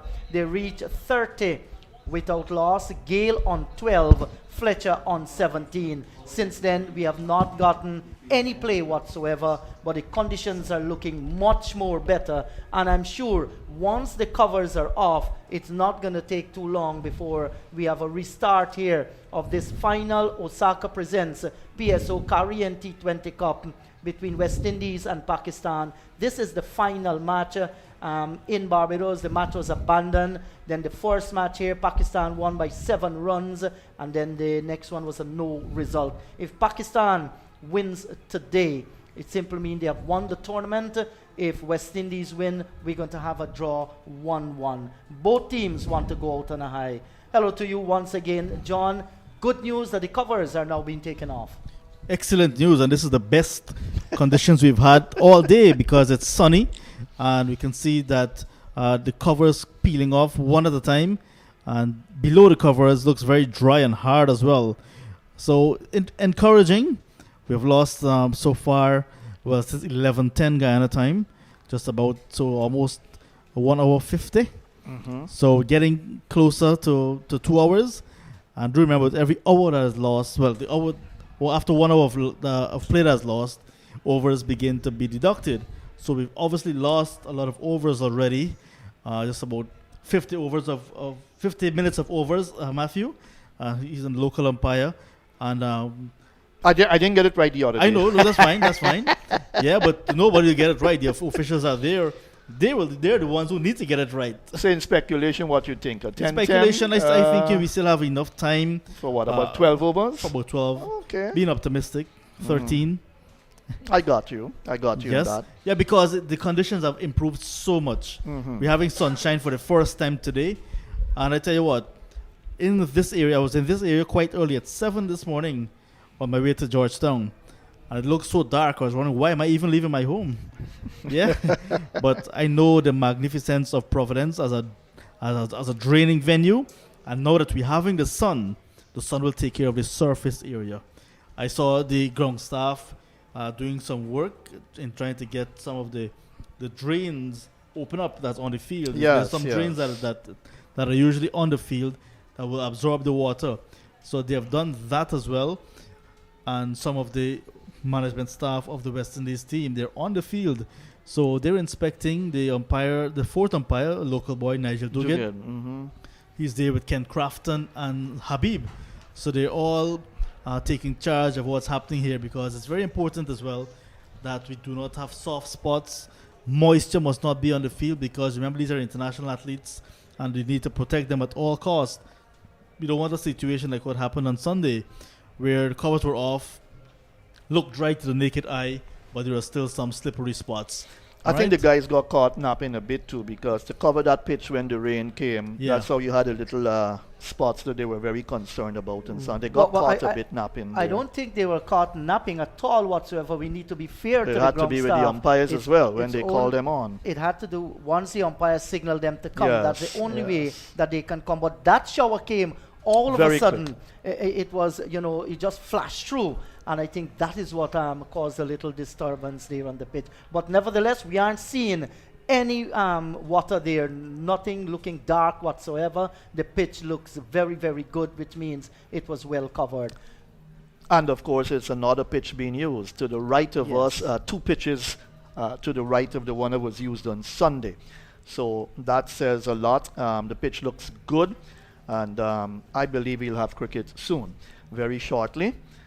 So let's stay with us. Stations throughout the Caribbean, and the Jeet will tell you, stay with us. I'm sure you're enjoying the discussion, and we can continue. We can say good afternoon to our listeners in the Essequibo region because there's a rain perhaps gone there. So, we don't want any more flooding in Guyana. I saw Region 10 being affected again, Region 7. That the hinterland, for those not in Guyana, not aware what I'm speaking about. So, yes, Inderjeet was affected badly to his area. Yes, in Region 5, a lot of cattle being lost, and he lost his kitchen garden. Yes. Yes, he lost his... but he's known as a goat farmer. He's going to bounce back.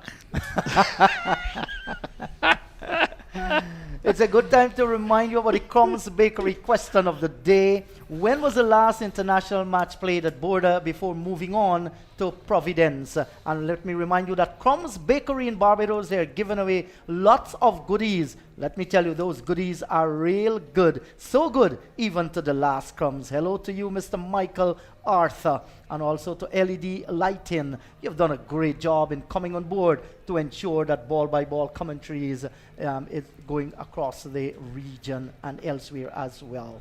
After this T20 game, gentlemen, then both teams, West Indies and Pakistan, they turned their attention for the Betway Test Series, and that will be played at Sabina Park in Jamaica. The first Betway Test, August 12 to 16, and the second will be August 20 to 24.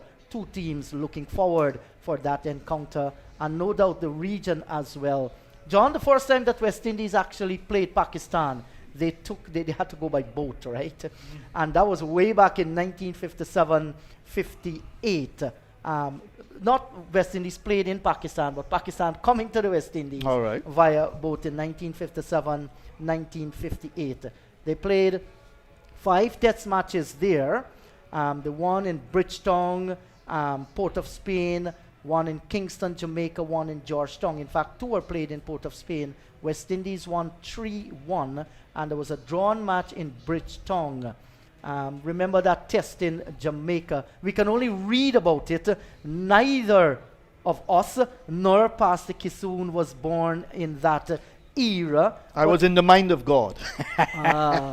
Sir Gary Sobers in that test match in Jamaica, 365 not out in the second innings. That remained a world record until 1994, when Brian Lara broke that record in Antigua at the ARG. What does ARG mean?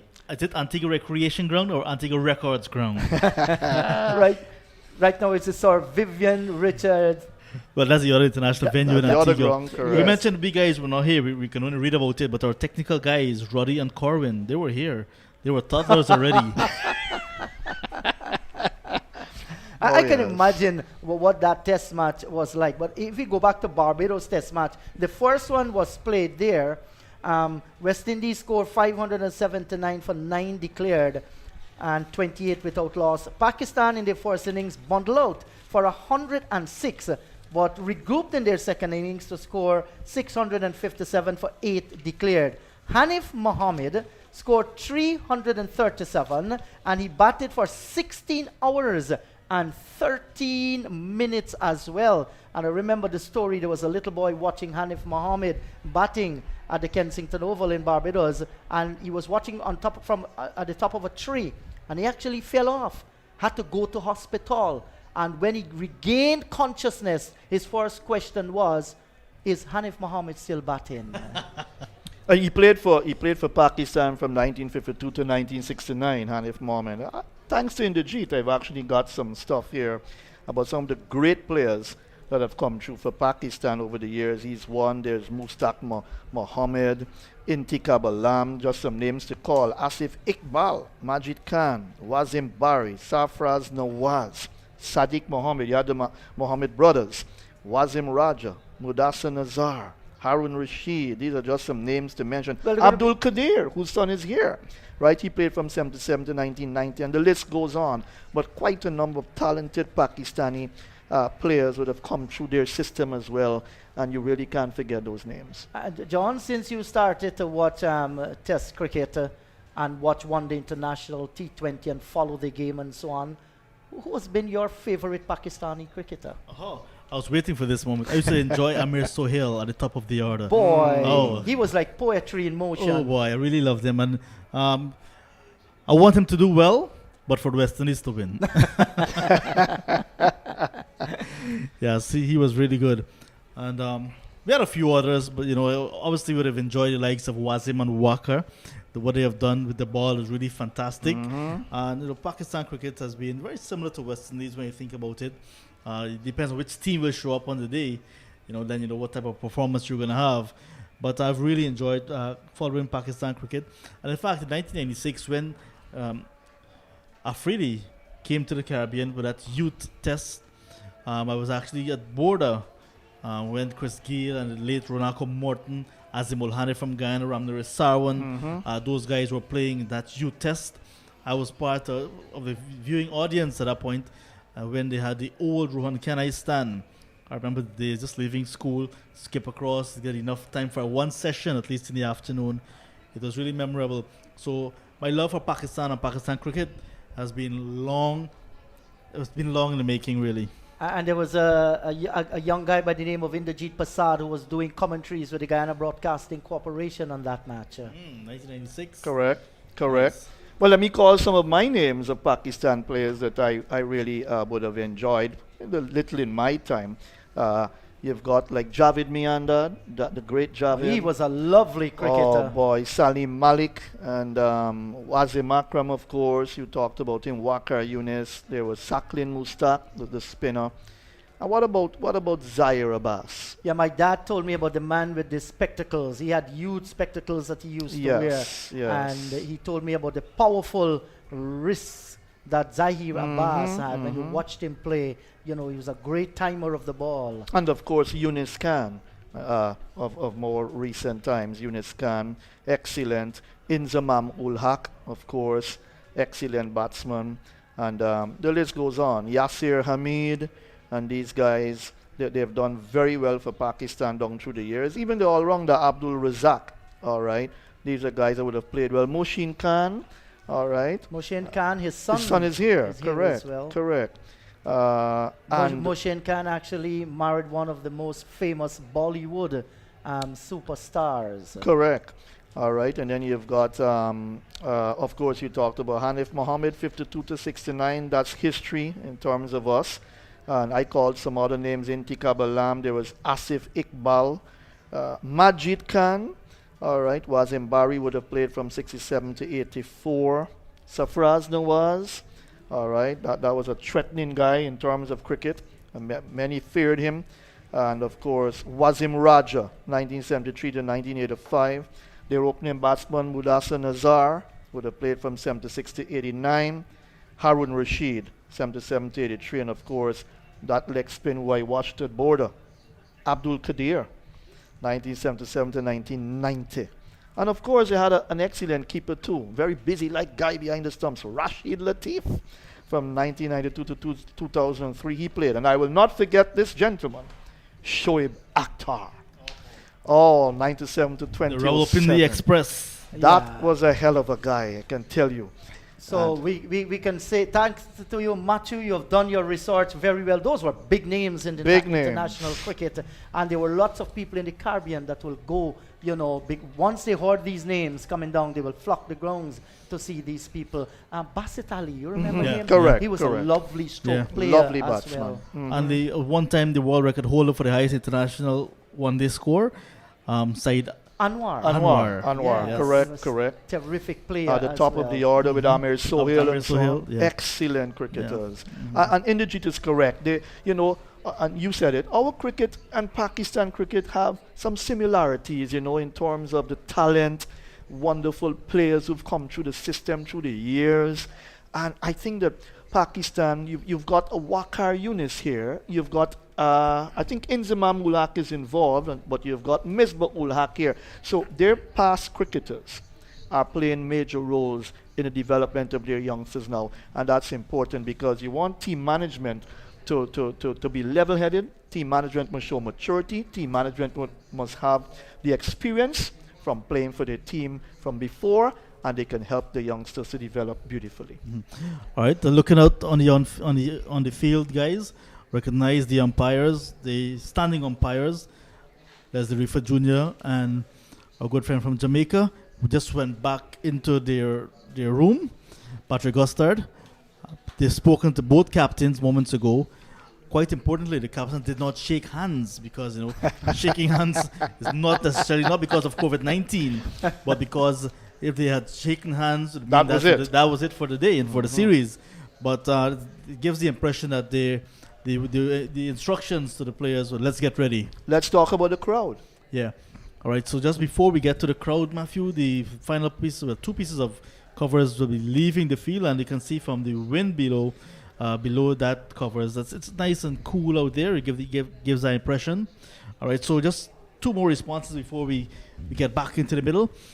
And someone said, speaking about the pitches in the Caribbean, more need to be done about the pitches. Got to have proper, a little bit of grammar, got to have proper pitches to develop proper batsmen.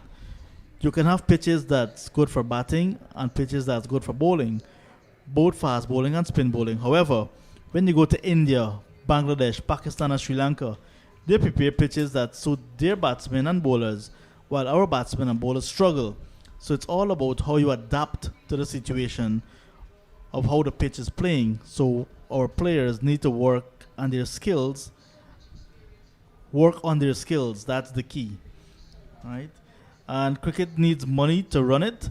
All the countries that make up West Indies cricket can assist by way of a 2% tax on liquor and cigarettes and forward that sum of money to the board for the uplifting of this lovely game that brought us the great Sir Gary, Sir Viv, and many others. Very interesting, because I know lots of venues, they don't want to even see a cigar around, much less someone smoking it and looking for a 2% tax. But I respect the opinion. People are looking at different ways so you can bring money into West Indies cricket. So the covers are continued going off there. There is just one remaining. The umpires are still going around. And we see one of the ground staff, John, they have a fork.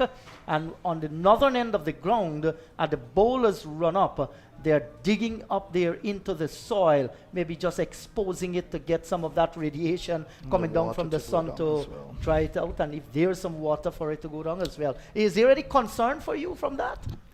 Not for me, but the umpires were there earlier, and with the fourth official, local boy Nigel Duguid, and the head curator Wazim Habib, they were looking at some areas right on the edge of the 30-yard circle where the forks are being used, and there's a technical term for it, but what it means really is to open up that irrigation canal or that pathway where the surface water would go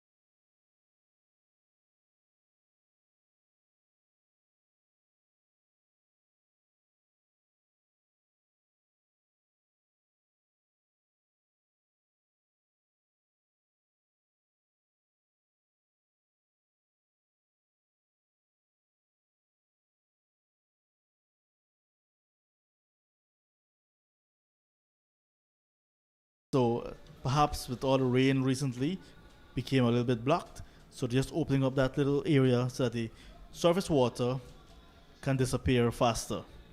Yes, I think that's the main reason why. Gone are the days when we are accustomed to when rainfall, the groundsmen will have to take shovels and dig huge holes and then take buckets and pans and get the water off. The draining here is good, but remind you, we have had lots of rain in Guyana over the years.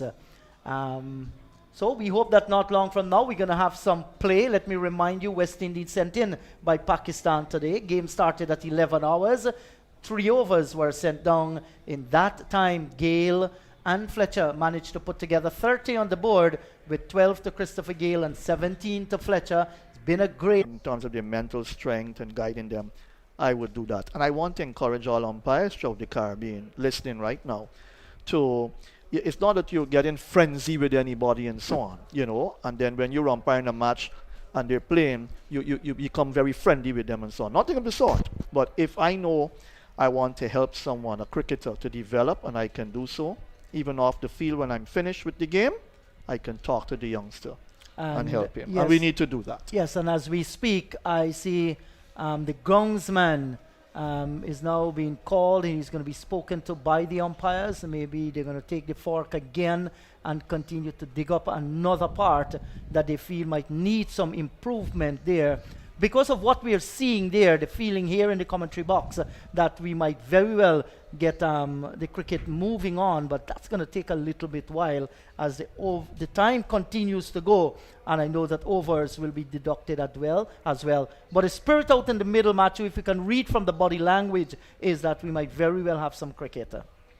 We may, and that's why I don't want to give my own thoughts on what would be a calculation, because I got it wrong Sunday, actually. And I'm not afraid to say that, but the truth be told, if play stopped at 11, let's say 11:11 or 11:12 or 11:10, I think you've got to calculate 3 hours after that, right, before, in terms of a 5-over game and so on. So I'm looking at that because it's now 1:30. And you're talking about another 40 minutes plus. So let's see what's the thinking of the umpires. I've not delved deep into the playing conditions for T20 cricket because I do not umpire too much in T20 cricket. But I would want to think that we should have some cricket and so on. So, you know, looking forward to that. It could very well come down to a 6-7 over... Could very well be 9 as well. So we're just trying to see what could happen here and what decisions the umpire will come with. But we can say to you, after this, Osaka presents PSO Carient T20 Cup, West Indies against Pakistan. The action switches to Jamaica. Both teams are going there for 2 test matches at Sabina Park, August 12 to 16. The first Betway test will be played, and then August 20 to 24, the second Betway test match will conclude Pakistan tour of the West Indies. And of course, Vibes Radio, the champion station, will be there to bring you ball-by-ball commentaries in Jamaica. We want to say thanks to NCN Guyana, CBC Barbados, Class FM 89 Jamaica, NCN St. Vincent, Vibes Radio Dominica, 105 FM TNT, Real FM Grenada, WVN St. Lucia, and ABS Antigua. It's a super sale now on at CaribbeanLEDlighting.com. Shop online and find the fixtures you're looking for at super low prices. Get flush mounts, wall mounts, vanity lights, pendants, and even chandeliers, all now on sale. Reap the savings on the perfect accessories to style or restyle your home inside or out. Log on to CaribbeanLEDlighting.com for the super sale now on. Caribbean LED lighting. Look on the brighter side. That's the sound of doors opening to another Crumbs bakery. They should be as close to you as we can get. Crumbs, now at SuperSport in Christchurch. Crumbs, so good, even down to the last one. Right, so welcome back to the National Stadium of Providence. Remember, the West has been asked to bat in this fine T20 encounter here in the Caribbean between these two sides. They got to 30 without loss. Fletcher 17. Gale as well with extra 30 without loss when the Rains came. 3 overs were completed. We're trying to ascertain. In the meantime, we've had a beautiful discussion. Our topic, of course, for the day, the LED lighting topic of the day. What has to be done to improve the general standard of it in the West Indies? We have some answers as well. Thoughts coming in. One would have read some to you. And of course, Bakery question of the day, given lots of goodies. When was the last international match played in order before moving on to Providence? The WhatsApp number 1246-253-4679. 126-253-4679. Again, let's say hello to Mr. Michael Arthur, Crumbs Bakery. I promise you that I return to Barbados. I'll visit you. All right. And LED lighting, Shelley Harden and team. Well done. You come on board at a time. Cricket commentary on radio very much needed. That's a skill and art that must never be lost. And of course, congratulations to the various radio stations around the Caribbean taking broadcast, NCA and of course CBC Barbados, FM 89 Jamaica, NCN St. Vincent, Vibes Radio Dominica, 105 FM T, Real FM Grenada, W Vent St. Lucia, and EBS and T. John, just a little bit of speculation as an umpire. I'm looking based on the situation of here.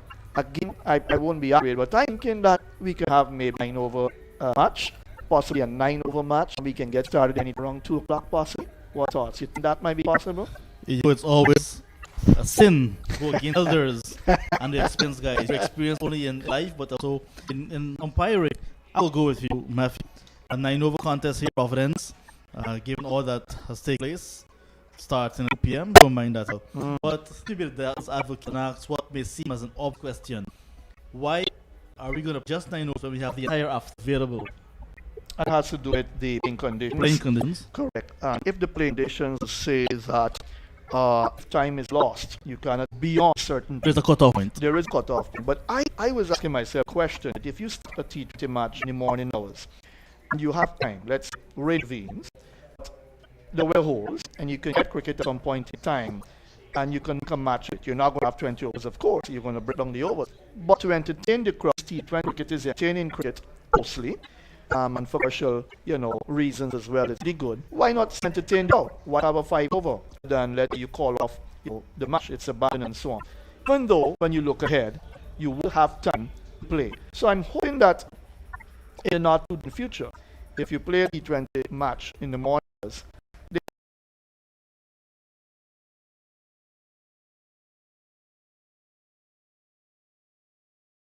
whereby you have more time lost. Even if more time is lost, you can still have a match. Good afternoon, sir. I'm listening to cricket on a little town, a little city outside Philadelphia, Pennsylvania. I just want to know if the 4-day match still going.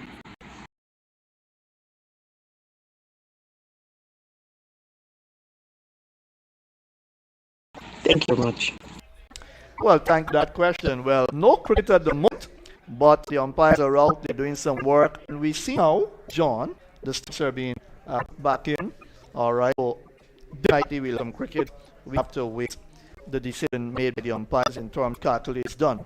But it's nice. She is from Pennsylvania, sitting outside. And a little tongue.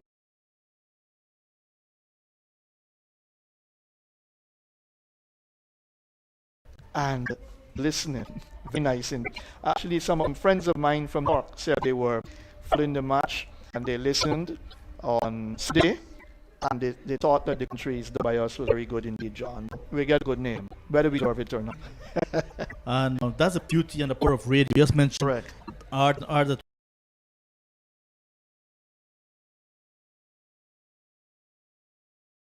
observe the person's gravitate to radio despite the influence of a television and a stream, because the palm of your hands, you have everything now.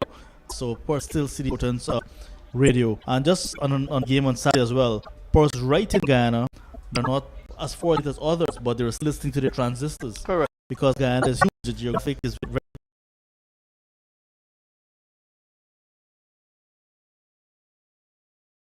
really absorb everyone in that television atmosphere or in that internet era. So Perth still listening to radio, and it goes to how important radio is ease of communication in 2021. I'll tell you important to this. I've got a lady friend, 89 years old. She's like my mother, and she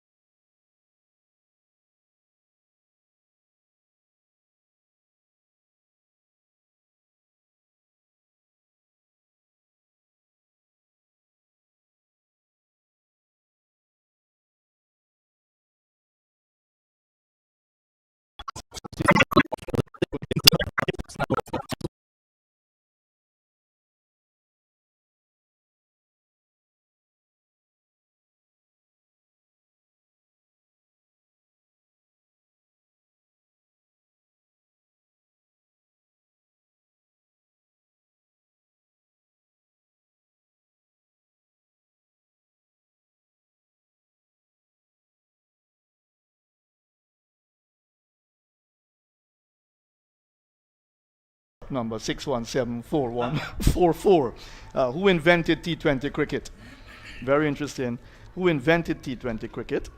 All right. And where was the first T20 World Cup tournament hosted? Where was the first T20 World Cup tournament hosted? And who won the finals? All right. So those are two questions I actually had written down on my own. All right. But John, let's switch to Providence because we're going to have cricket in a few minutes. I know you love the Providence Stadium. We've only had 2 test matches here. One versus Sri Lanka. I think Mahalia Jayawardene has scored 136 in that game. He loves Providence because I think he has a T20 100 here as well, if I'm correct. There was a young guy, Warner Puna, I think, that scored, a left-handed batsman that scored 120. And then, of course, the Darren Sammy-led West Indies side that beat Pakistan by 40 runs. I think Sri Lanka beat us by 121 runs in that test. But only 2 test matches played at Providence. I know we're looking at 2 test matches coming up in Jamaica against Pakistan. What are your thoughts on Providence and test cricket? When Ilajit was reading the first fixtures for Pakistan in the Caribbean, we had the Kensington Oval Test, we had the Sabina Park Test, the Queen's Park Oval Test, and the Border Test. One venue had 2 test matches in Trinidad. So I would love to return to those days, Matthew. And persons who are following cricket as well, following their teams, can even plan. Okay, let's go to the Guyana Test. Let's go to the Jamaica Test. And it's really a good test of our players, both in the West Indies side and the touring side, to go around the Caribbean to play in the various pitches, the different conditions, and play. So if Guyana's international venue is Providence, I still would love to see a test match on an annual basis at Providence. Let's go back to our traditional matches, right? The other venues are around. We can also use those as the one day or the white ball venues. The likes of Warner Park. We have Grenada popping up. Antigua used to have a test coming later on, but those are. I want to go back to that sort of tradition. We know it's the bidding system, and teams sometimes have a preference. You know, like the English teams will have prefer to go to Grenada, to St. Kitts, Barbados, and so on, while the Pakistan team would love to come to Guyana, Trinidad, Jamaica. You know, but if you can go back to that, it would be interesting. It would be nice for me. I would love to have it. I'm going to a Barbados test. I was actually at the first ever day-night match in the Caribbean. It was at the Kensington Oval a few years ago. Right. And that was a big thing, the Barbados test match, the Kensington test. So if Guyana is going to have international cricket at Providence, let's continue to have a test match here. But what about the pitches at Providence? It was enough for test cricket? It was a topic for discussion, they said, because it was the type of preparation that was made to drain and so on. It was going to drain the square as well and make it dry, and will not be the best for 5 days of action, continuous 5 days. Wow. Still to be seen, because we have lots of 4-day action, and the pitch, they generally play well. And the thing is, the balance has to be there in terms of the school of thought with these stadiums around the Caribbean. They've got to be utilized well. Look, the guy called in and talked about Arnesville Grung. What has happened to that Grung, actually? I mean, why? And he's asking the question, why has cricket not been played there? We obviously couldn't answer that, but remember, if you're looking at the bidding system, I think what you would want is a level of balance and fairness for all grungs, all countries in the Caribbean that would have had to prepare stadiums for the 2007 World Cup and so on, that they can all benefit, of course, from matches whenever you have tours. There's some tours, not all the grungs will be used, of course, depending on how many matches will be played and so on. And that's understood. But at the end of the day, governments have got to pay back loans. There were loans taken to build stadiums throughout the Caribbean and so on. And obviously, they've got to pay back loans. I know we in Guyana have to pay back a loan. So that's important. So you want to utilize stadiums around the Caribbean. Someone asked me the question, when will we have... We don't have to. We paid off loans. So that's good. All right, let's go with this now. We're seeing something up here. Match reduced to 9 overs per side. Restart at 2 p.m. local time. That will be 1 p.m. Jamaica time. Maximum 2 overs per bowler, and the power play overs 1 to 3. So that would mean that the West Indies power play overs are finished, because 3 overs have been bowled already. So 2 overs per bowler. That's maximum they can bowl. It's a 9 over aside. Fletcher not out 17 from 12 balls. Gale not out 12 from 6. And we've got a lot of batting to come in the likes of Hetmeyer, Puran, Bravo, and Russell, and of course Pollard, the captain. So 6 overs the West Indies will have to finish off with, because they batted 3, and then Pakistan 9 overs. Sounds like what would have happened in Barbados initially before the rains came, when the West Indies got up to 85 for 5, I think, with Pollard getting 20 plus. So, and then that game washed out. But you want now, with the revised situation, that you'll have a match on. And it's good to see the crowd staying on, John. And as we said, Guyanese love their cricket. They support their cricket well. And they've been very patient. In fact, we saw Sunday, they exercised tremendous patience, because even though the game was called off, they actually remained in the ground, in the stands, especially the green stand, when everyone had left, when the players had left the field and so on. I thought that was interesting. You know, what were they waiting for? With the pandemic, persons were told to stay home, do not socialize. Cricket came to Guyana, and we had an opportunity to come out of the homes, right, and socialize. I guess that was an opportunity for persons to rub shoulders and interact with persons they haven't seen, especially at cricket, in more than a year. Persons took the advantage to come out and they mingled a little bit. Mm-hmm. Right, so let's talk quickly about this T20 World Cup coming up in Oman and the UAE. 16 teams involved, John. 45 matches to be played, which includes 2 semi-finals and a final. Your thoughts on the inclusion of teams that would have had to play in the qualifiers to get in? Teams like Papua New Guinea, Oman, of course, one of the countries hosting the tournament, Namibia, the Netherlands, and Scotland. Let's hear your thoughts. Yeah, the associate teams, it's good to know that you're given an opportunity to playing in a major tournament rather than just excluding them from the start and say that you're only taking the test playing nations. I like the ranking system that was introduced as well, where teams have to sort of like over a period of time play matches and based on the result and the consistency or lack of accumulate points and have a ranking system in place. And then that seeding system will allow teams to go into a tournament knowing who the ones to look out for and so on. So it's good that the associates are getting an opportunity, and if they're good enough, they can get into the mainstream tournament, and then they can create an impact, and then they can even push for regular matches more on a more consistent basis. Look at what Afghanistan did in a few years ago, playing 50 overs. They came to the West Indies, they bamboozled West Indies. They played in the World Cup qualifiers and beat West Indies in that qualifying tournament. Both West Indies and Afghanistan went on to the World Cup.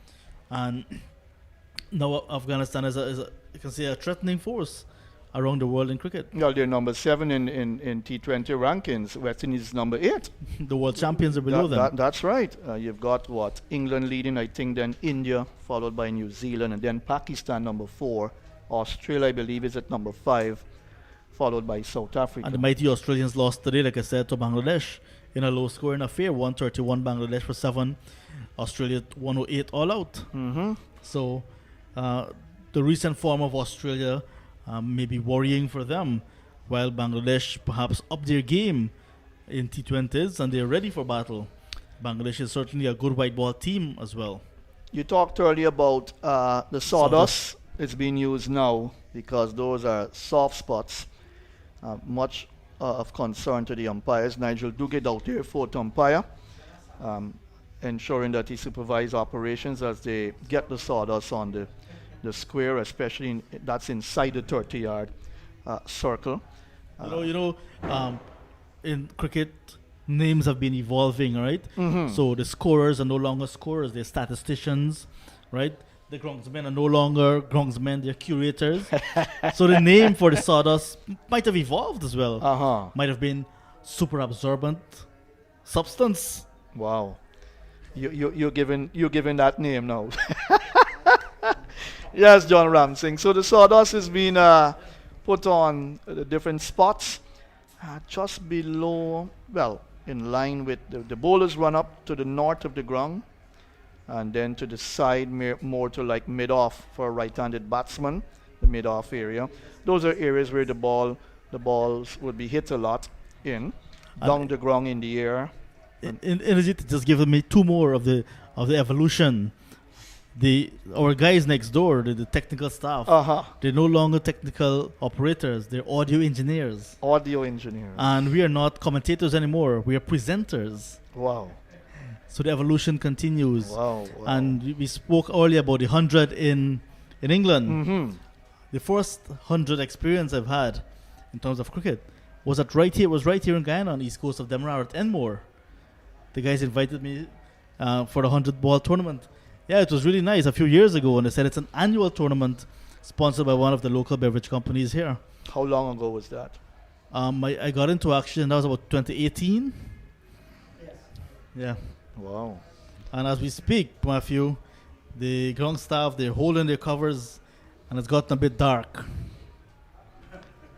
Yes, I'm wondering if a little drizzle wants to visit us again here. So Inderjeet, perhaps who's on lunch, can take a look at the back, where the rain is coming and where we know how clear it is, because that's that area tells us exactly what's happening.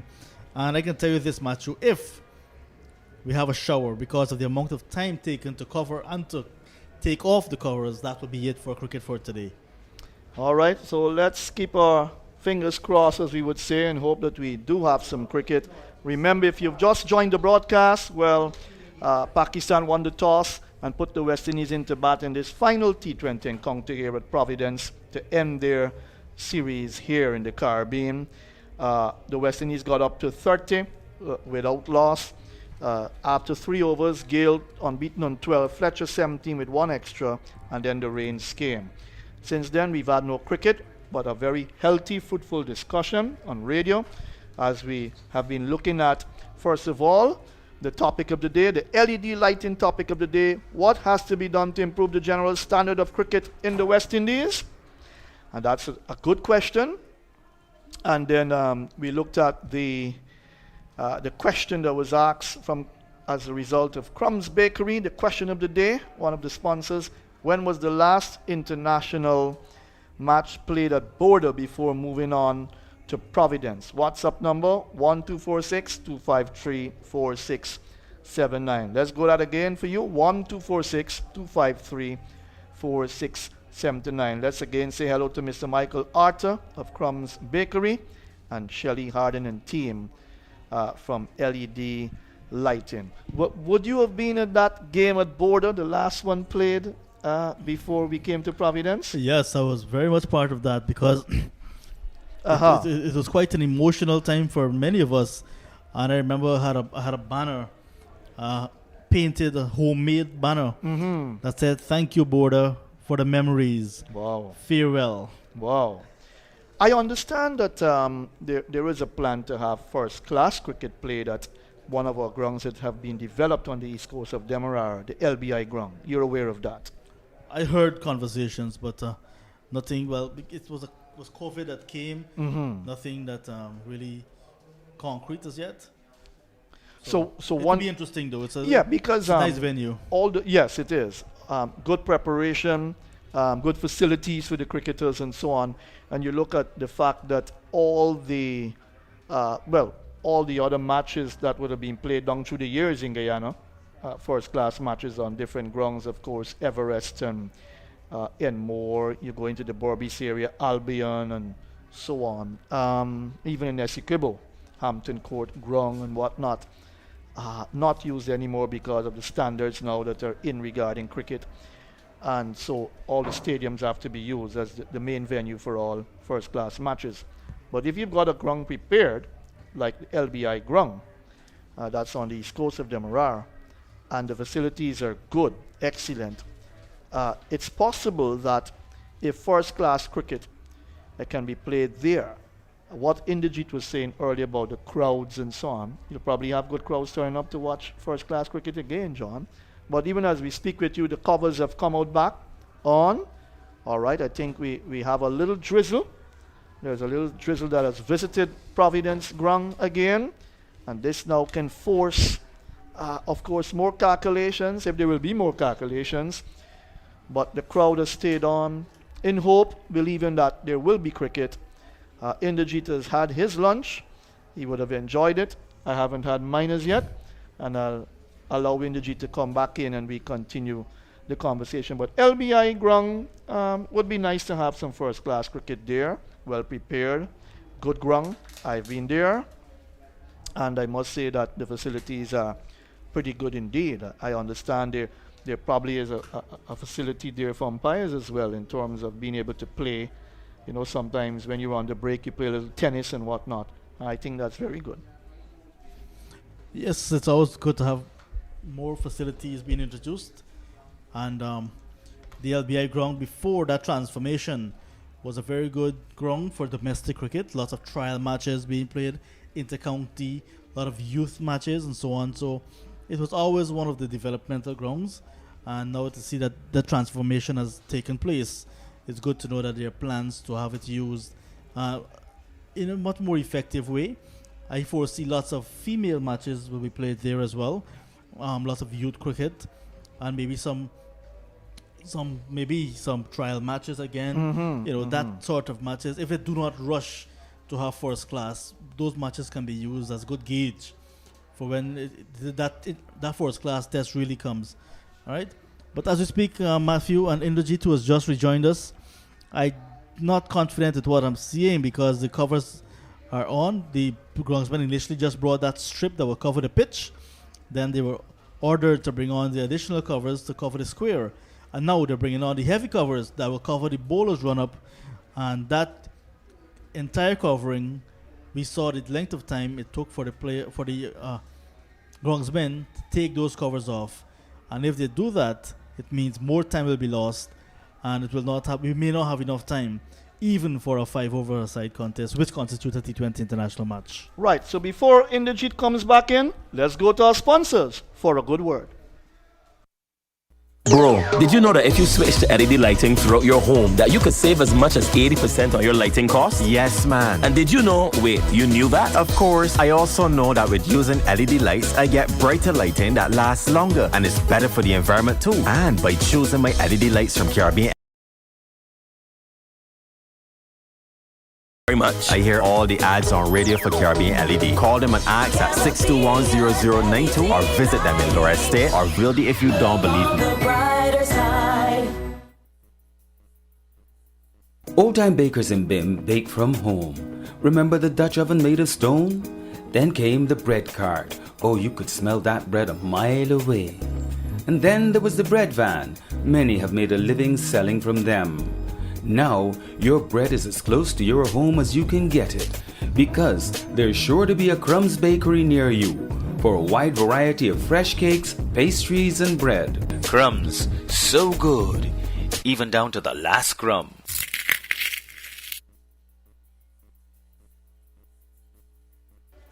And Matthew Kisoon, he has gone for his even to the last crumbs. John, it's not looking good out in the middle there, and I just had a view of the northern part of the stadium. It's clouding up from that region, and that's a dangerous point where the drizzles normally come from. I remember a cartoon I once saw in our local newspapers in Guyana many, many years ago.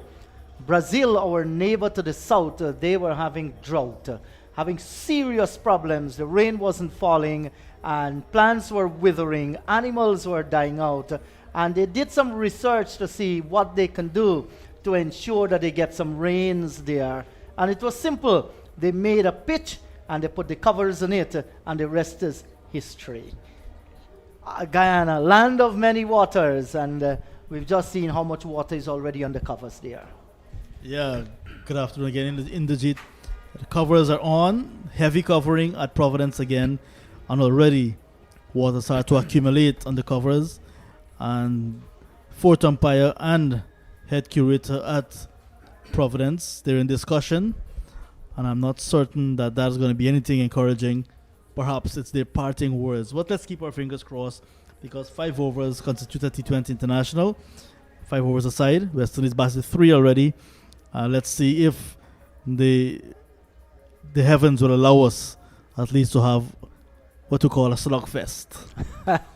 Let us hope, for cricket's sake, that we have a good conclusion. Either way, if the match is not played, it simply means that Pakistan is going to win the series 1-0. West Indies do not want that to happen.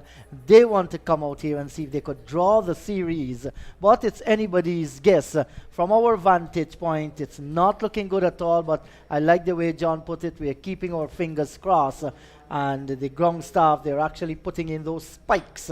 That will tell you that the drizzle is persistent and maybe getting a little bit heavier there.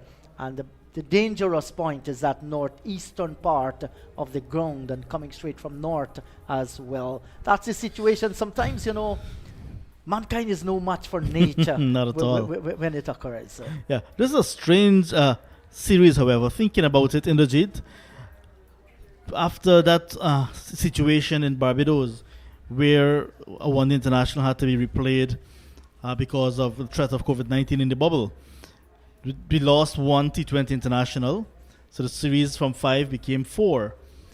Then the first game in Barbados was curtailed by rain, abandoned, all right, leaving us with 3 matches. Coming to Guyana, We were expecting 3 full matches. We had sun. We had encouraging weather until that day, that opening day. While we were playing, we had an interruption for rain. Pakistan were going good. They came back and they lost a few wickets. 157 eventually got on the board. West Indies fell short by 7 runs. The next day, high expectations for West Indies leveling the series. Perhaps a cat and mouse situation might have been with us, expecting some rain, but not as much as we did. Eventually, just 8 deliveries were bowled. Game abandoned. Today, we had encouraging weather again yesterday. We had overnight rain on Sunday night, but Monday was good weather. Preparation was done to the pitch. Persons who were excited about cricket, they got a little bit excited. This morning we woke up to dark clouds, and now this match is certainly under threat again. So something was not right about this series. Strange things do happen, John. Is climate change real? If our hinterland in Guyana, the traditional highlands of Guyana, is being flooded, anything is possible. Yes, I do agree with you. In fact, the region from which I come here in Guyana, region number 5, that's the Mahika-Berbice region. We have an Amerindian settlement there. That's 92 miles up the Maikoni River. It's like 30 feet higher from where we are living on the coast. There in the hilly sand and clay belt going up that Maikoni River. And imagine that they have a beautiful bridge across that river, and that bridge was completely flooded. Water thundered from the hills and come down. Climate change, you say? Has man been destroying the environment? Not certain what's happening. All right, we still have some discussion we can continue with. We have our LED lighting topic of the day, and somebody came in a bit earlier in Legit and said, "Good afternoon, gentlemen. John Palmer here in St. Kitts, listening to the commentary, enjoying the comments. Somebody said, time for Guyana to build a dome for cricket. They now have all the oil money to do so." You know, I'm happy hearing that comment. You never know, it can very well be possible. Yes, good afternoon to our decision makers here in Guyana. We can look to start that project very soon. Time for Guyana to build a dome for cricket. They have all the oil money to do so. And another, quite an interesting one coming in. Good day. It is a pleasure to listen to your opinions expressed. Have you any record as to how many international cricket matches have been abandoned or delayed to such extent due to rain? That's Guyana perspective, or are we talking around the region? Well, it was open-ended, but it's going to be difficult to say how many have been delayed because delays happen all the time. But in terms of matches that are abandoned, that perhaps a little bit more realistic, right? And I can tell you this right off the bat, a number of matches, because cricket, we have control over a lot of things, but the weather is not one. And there have been many, many cricket matches in Guyana where we had brilliant sunshine from day one right on to the close as well. So it's not a case where every time cricket comes to Guyana, there is rain. That's an old adage that we have heard. But since the advent of the National Stadium, great draining facilities here, rain can thunder down. Once it goes, we're going to have cricket. But while it falls, we can't have it. Yes, certainly. So that's the situation here at the National Stadium. We are continuing our discussion. Let me remind you that Pakistan called correctly this morning at the toss and invited West Indies to take first strike. West Indies and Pakistan, both teams, maintain their teams that played in the last match. That was declared a no result, so no changes to the two teams. And West Indies opened with Christopher Henry Gale and Fletcher, and the two of them put together in 3 overs, they managed to score 30 without loss. Gale is on 12 and Fletcher has 17. Both of them were looking pretty good indeed, and then the rains came and disturbed everything out in the middle.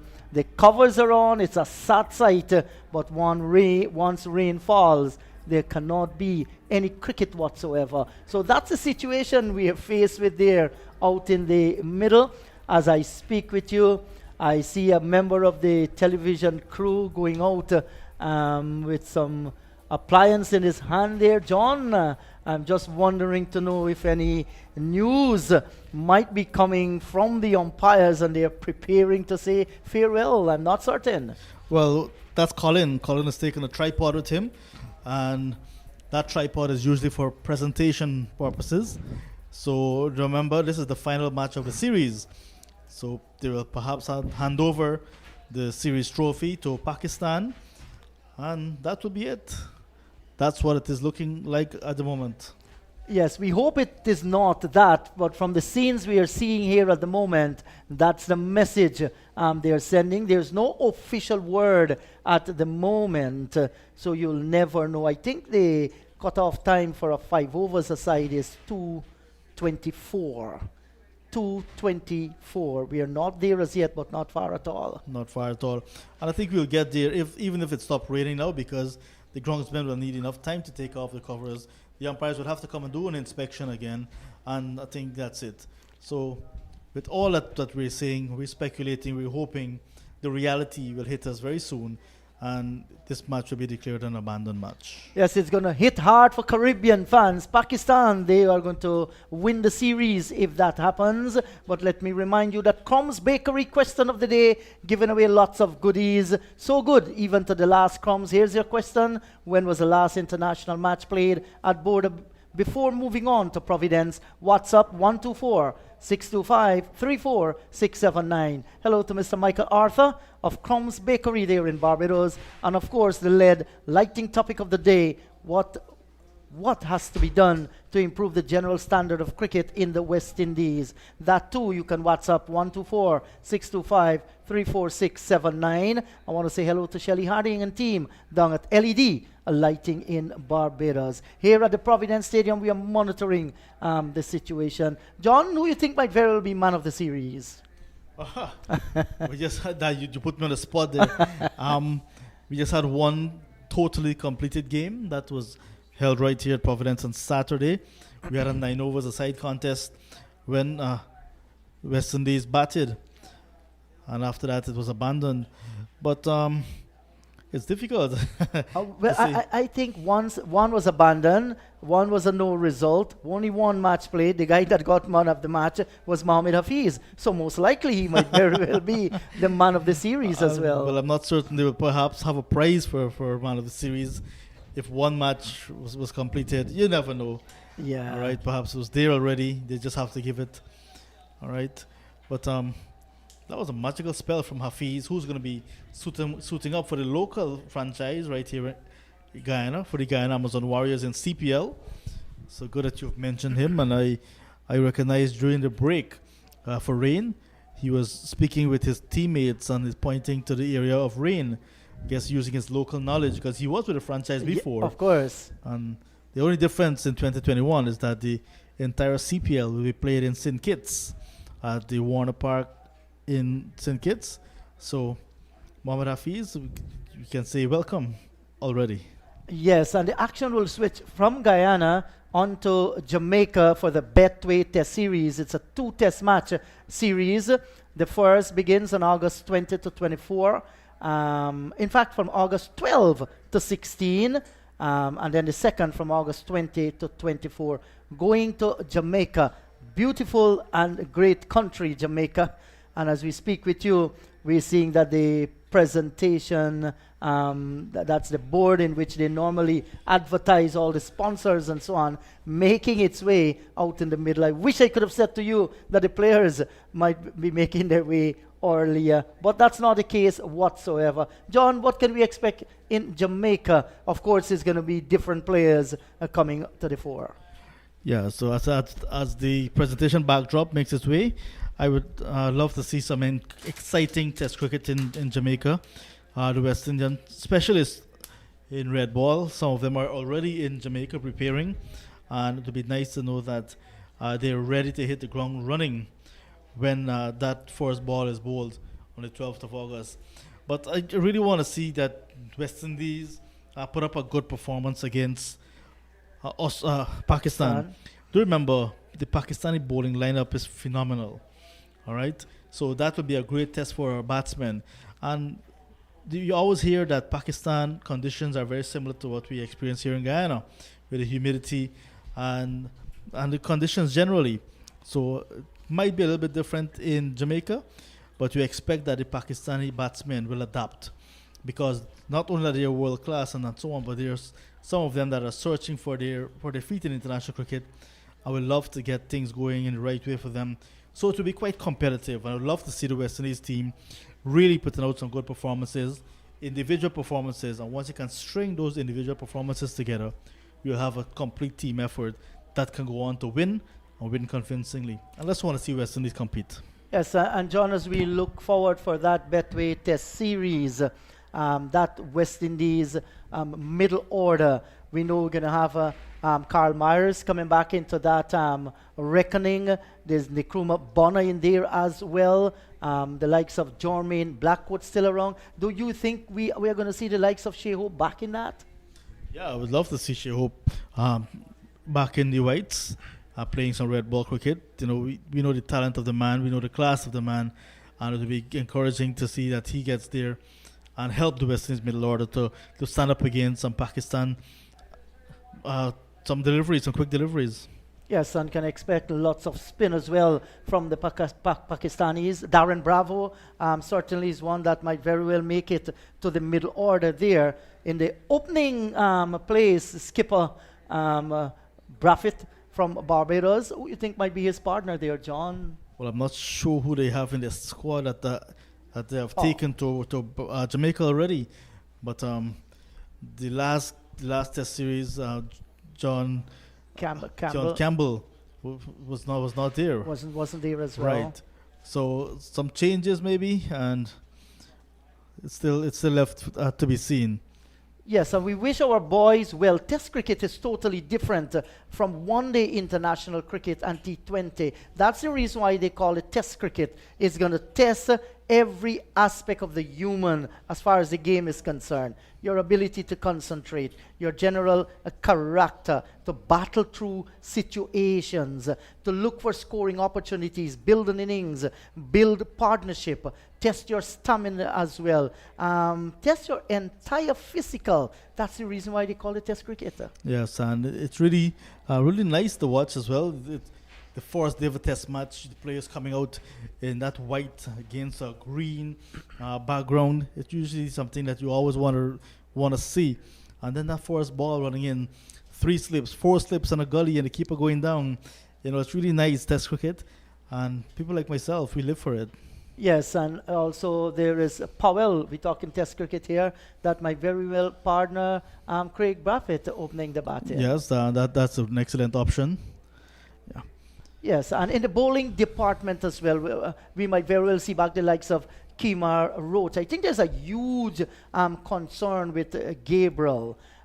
If he can maintain that fitness, because he looks good, he's the fastest bowler we have in the region, but you want Gabriel to be fit as well. Yeah, most definitely. We know how he is, and when he's in good form and good health, that he can actually dominate the batsmen. So we need a fit Gabriel to fire on all cylinders if West Indies are going to do well against Pakistan and Jamaica.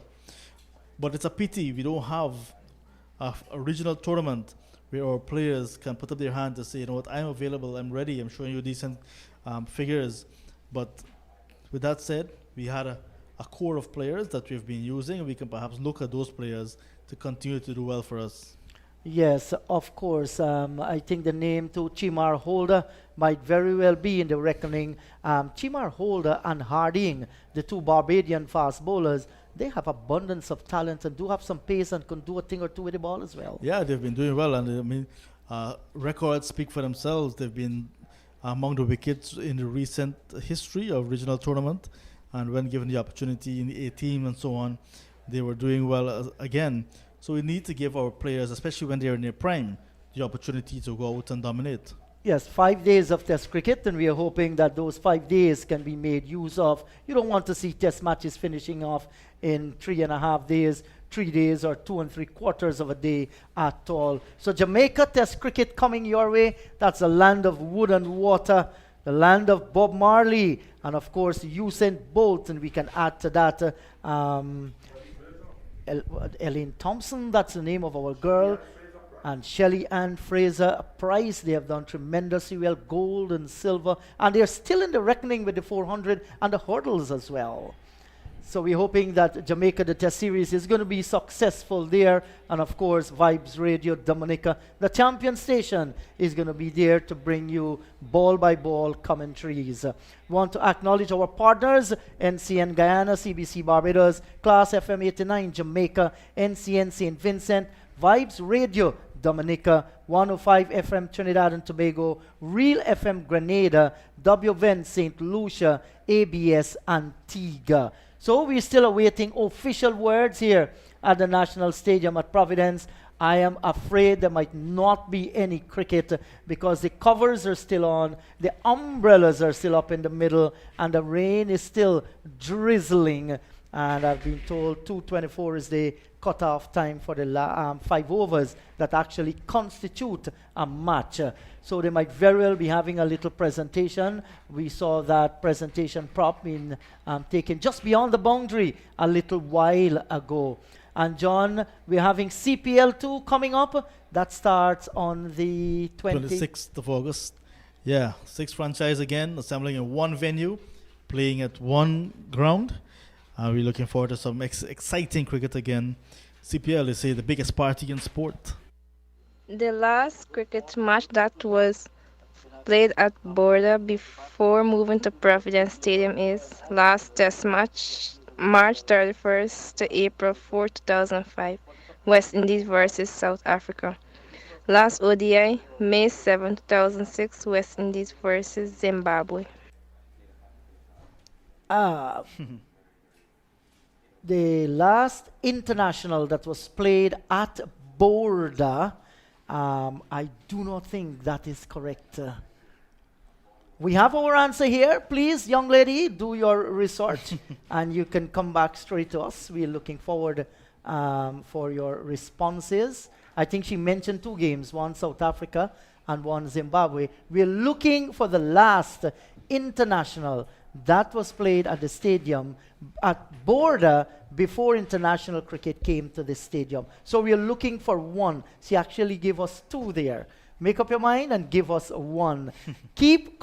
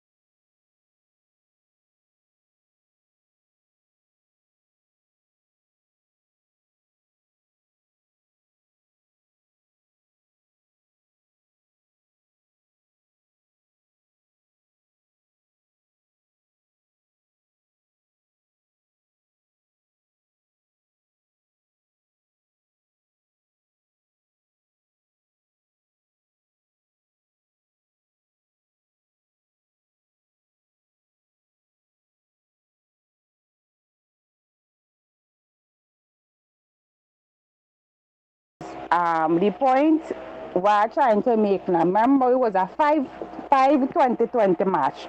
One was taken away, right? The next one was no contest and 2 had rain out. So the point about it, I don't believe they had beat us, because if we get a chance to play, we don't know what would have happened. You understand? So Pakistan just lucky they win one. So they just a beat we. We're not taking that as a beating. So we didn't get a chance to play. Because today, game had played today, maybe we would have beat Pakistan. Or the game before had washed out, maybe we would have beat Pakistan. Thank you so much, and we do appreciate your opinion on that one. Yes, Pakistan has won the series, and maybe in the Caribbean when we talk about beat, we talk about real licks, John. Yeah, it is, and it's something that we have to learn the terminology and appreciate what our folks, the folks around the Caribbean, around the islands, usually say and what they mean when they say what they say. So licks. We didn't get licks. West Indies did not get licks. But they actually lost the series. Yeah, so Pakistan just pipped us to the trophy in this series, this bilateral series, because if you look at 1-0 margin in a 4, maybe a 5-match series, it's not a bad lick, we may say. Not a bad beating. Yes, and the young lady is saying that once a match was played today, she is sure that West Indies would have won that one. Yes. That's a hope of Caribbean people. We are great cricket fans, you know. We follow our cricket, we know our cricket, and like the anthem for Cricket West Indies, rally around the West Indies. Yeah, cricket has brought us together, not only in the Caribbean, but look at those who have been following our cricket and coming in from all over the world. Because when West Indies cricket is strong, we can see that the world cricket is strong as well. Yes, and I was just listening to Imzimam ul Haq, and he was predicting that Pakistan and India will reach in the final of the ICC T20 World Cup 2021. Who do you think will reach in that final, John? I think all the teams will be trying to get into the second spot to play the West Indies in the final. Now, supposing the West Indies, well, I shouldn't say suppose, listening to you, when the West Indies win, where will you be celebrating that victory? Not certain just yet, but I know it's going to be a Caribbean-wide celebration. Yes, and I just can't imagine if our boys can make it 3, we have already gotten 2. Why not? I mean, we have a team. A very, very good T20 team, an excellent T20 team. All we need to do is to string consistent performances on the field of play. Listen, we have power hitters, we have some good spinners, we have some good medium-fast bowlers who can tie batsmen up. We have the experience to go there as well. Once we can string it together in the Jeet, the trophy is going to be heading back to the Caribbean. So let's go across for the post-match presentation.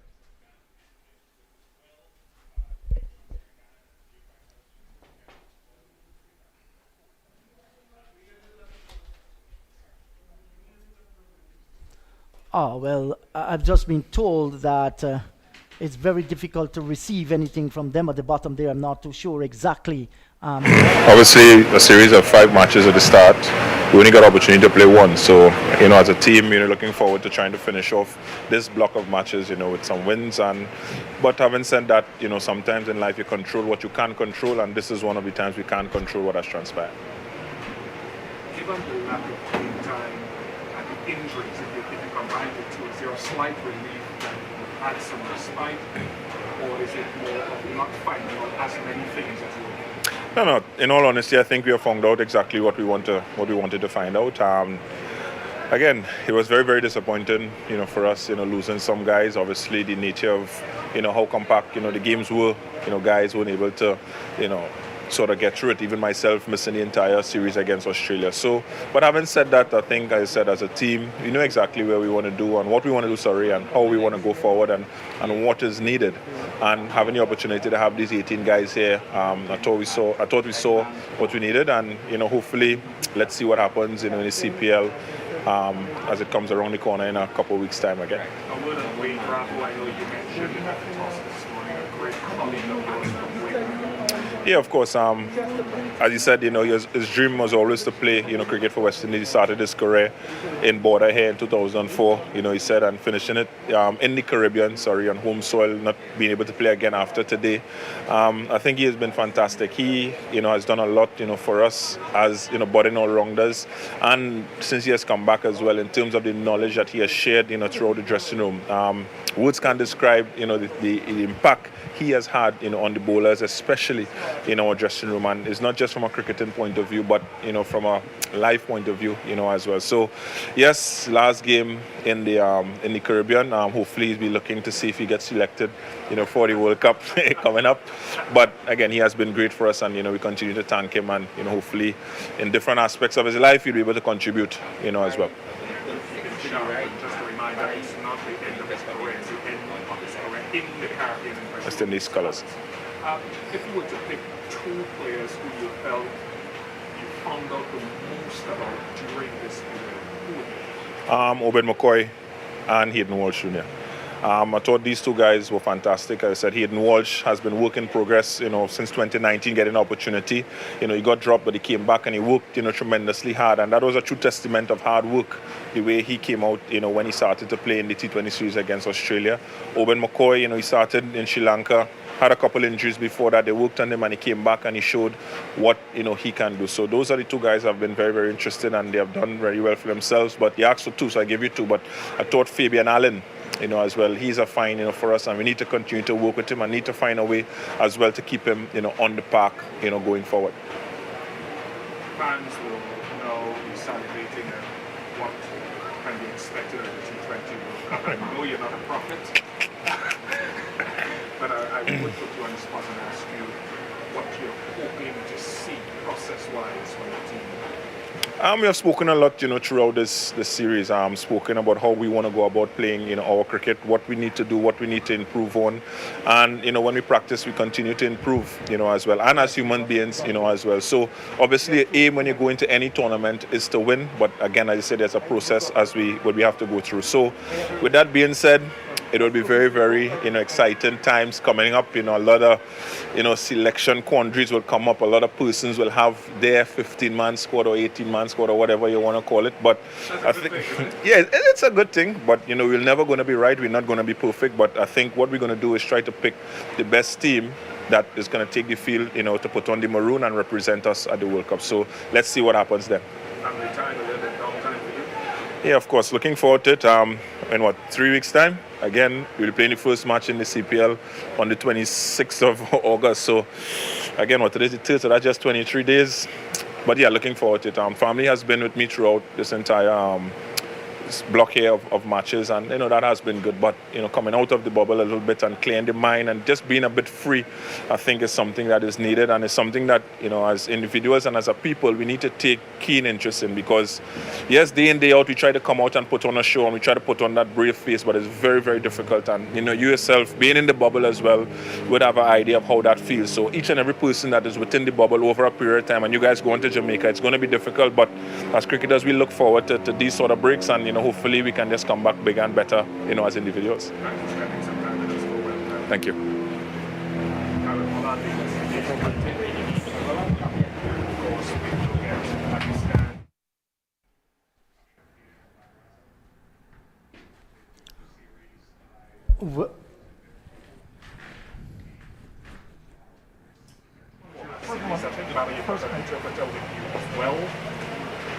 So, first of all, I will say congratulations to Pakistan as Bangladesh Sub-Saharan. हाँ बिल्कुल, as a team हम ये series जीते हैं, लेकिन as a कप्तान जो हमने प्लान किया था वो सेटिस्फाई नहीं। अनफॉर्चुनेटली बारिश की वजह से हम वैसा जो प्लान किया था वैसे एक्सिक्यूट नहीं कर पाए, लेकिन मेरे ख्याल से लड़कों को क्रेडिट देंगे। जिस तरह भी हमने डिफरेंट कम्बिनेशन के साथ हमने जो प्लान किया था वो हमने ट्राई करना था, लेकिन वो मैचेस में हुआ नहीं। और जैसे लड़कों ने प्रिपेयर किया था, लड़कों के थोड़े नंबर भी चेंज किए थे, तो मेरे ख्याल से लड़कों को क्रेडिट देना चाहिए।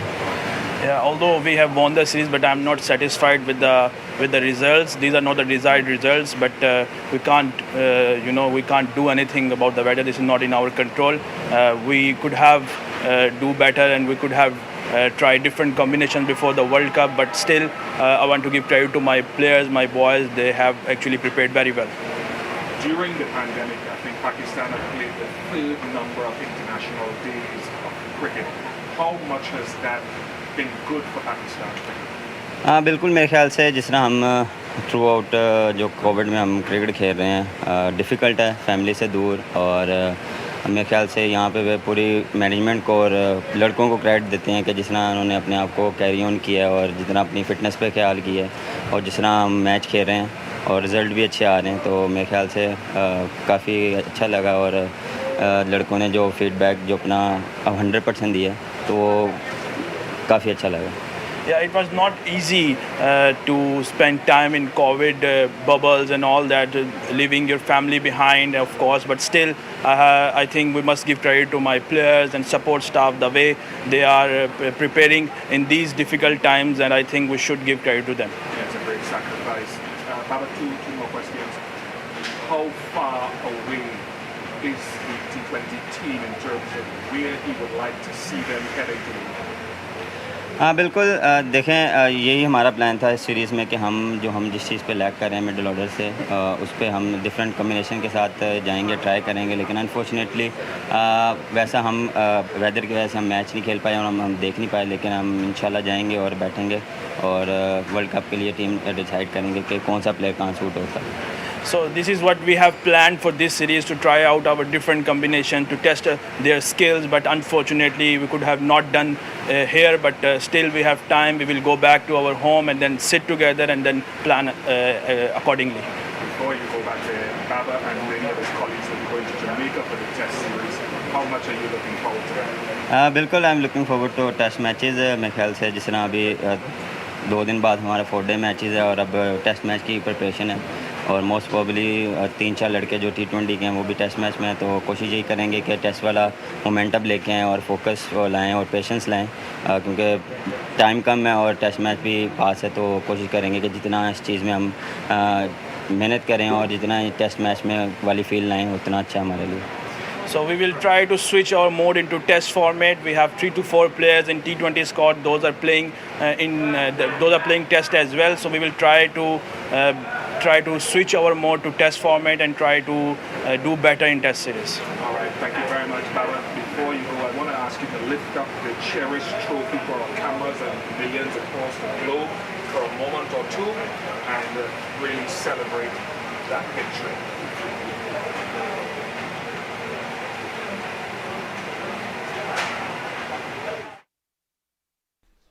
So Pakistan winning the Osaka Batteries presents PSO Carient T20 Cup against the West Indies 1-0 after 3 of the matches were abandoned due to rain. We're going to have some final words from John Ramsing. John, not the way both captains wanted it to end, but nature intervened. Not only the captains in the cheat, but many spectators, the players, everyone basically just wanted to see some good cricket and wanted to give the teams preparing for World Cup. It was not to be, like Babar said, and like we all been saying, the weather is something we do not have control over, and we ended up with no result. And as you can see at the moment, looking out on the field, it's no rain, it's heavily overcast. Perhaps had the playing conditions been different, we could have been enjoying some cricket still. Yes, I do agree with you. Now the action switches to test match cricket for the 2-match series against Pakistan. August 12th to 16th, Sabina Park, and August 20th to 24th, Sabina Park as well. On behalf of the entire commentary panel, John Ramsing, Matthew Kisoon, our audio engineers, Roddy Beard, and Corwin Christian, this is Inderjeet saying goodbye from the National Stadium at Providence. You've just heard commentaries on the West Indies-Pakistan series, a production of Vibes Radio, the champion station. Join us again for more on Middle Stop. Middle Stop.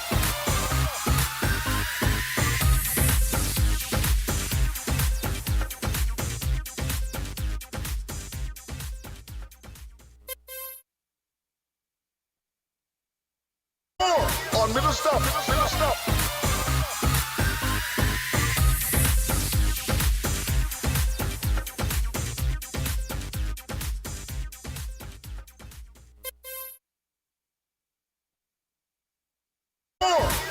stop, middle stop.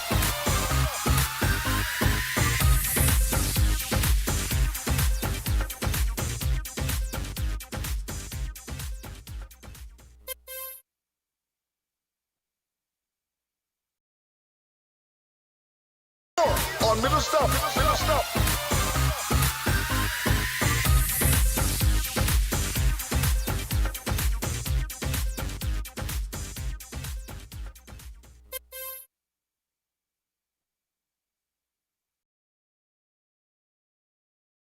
On middle stop, middle stop.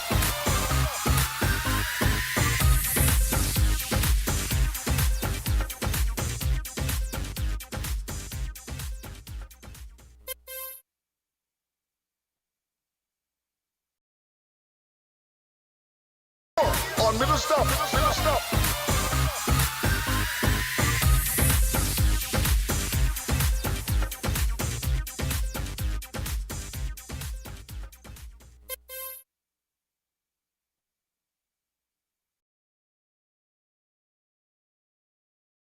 On middle stop, middle stop.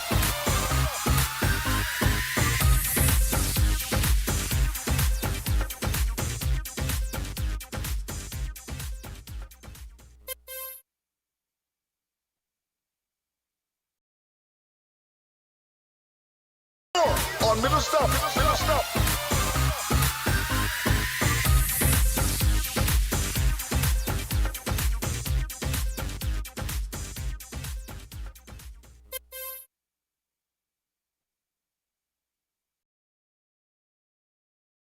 On middle stop, middle stop.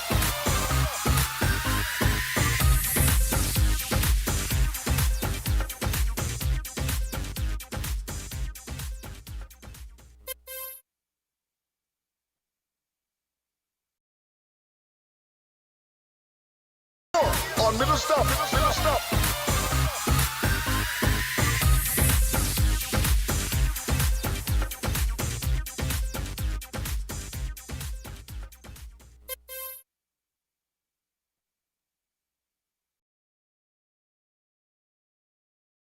On middle stop, middle stop.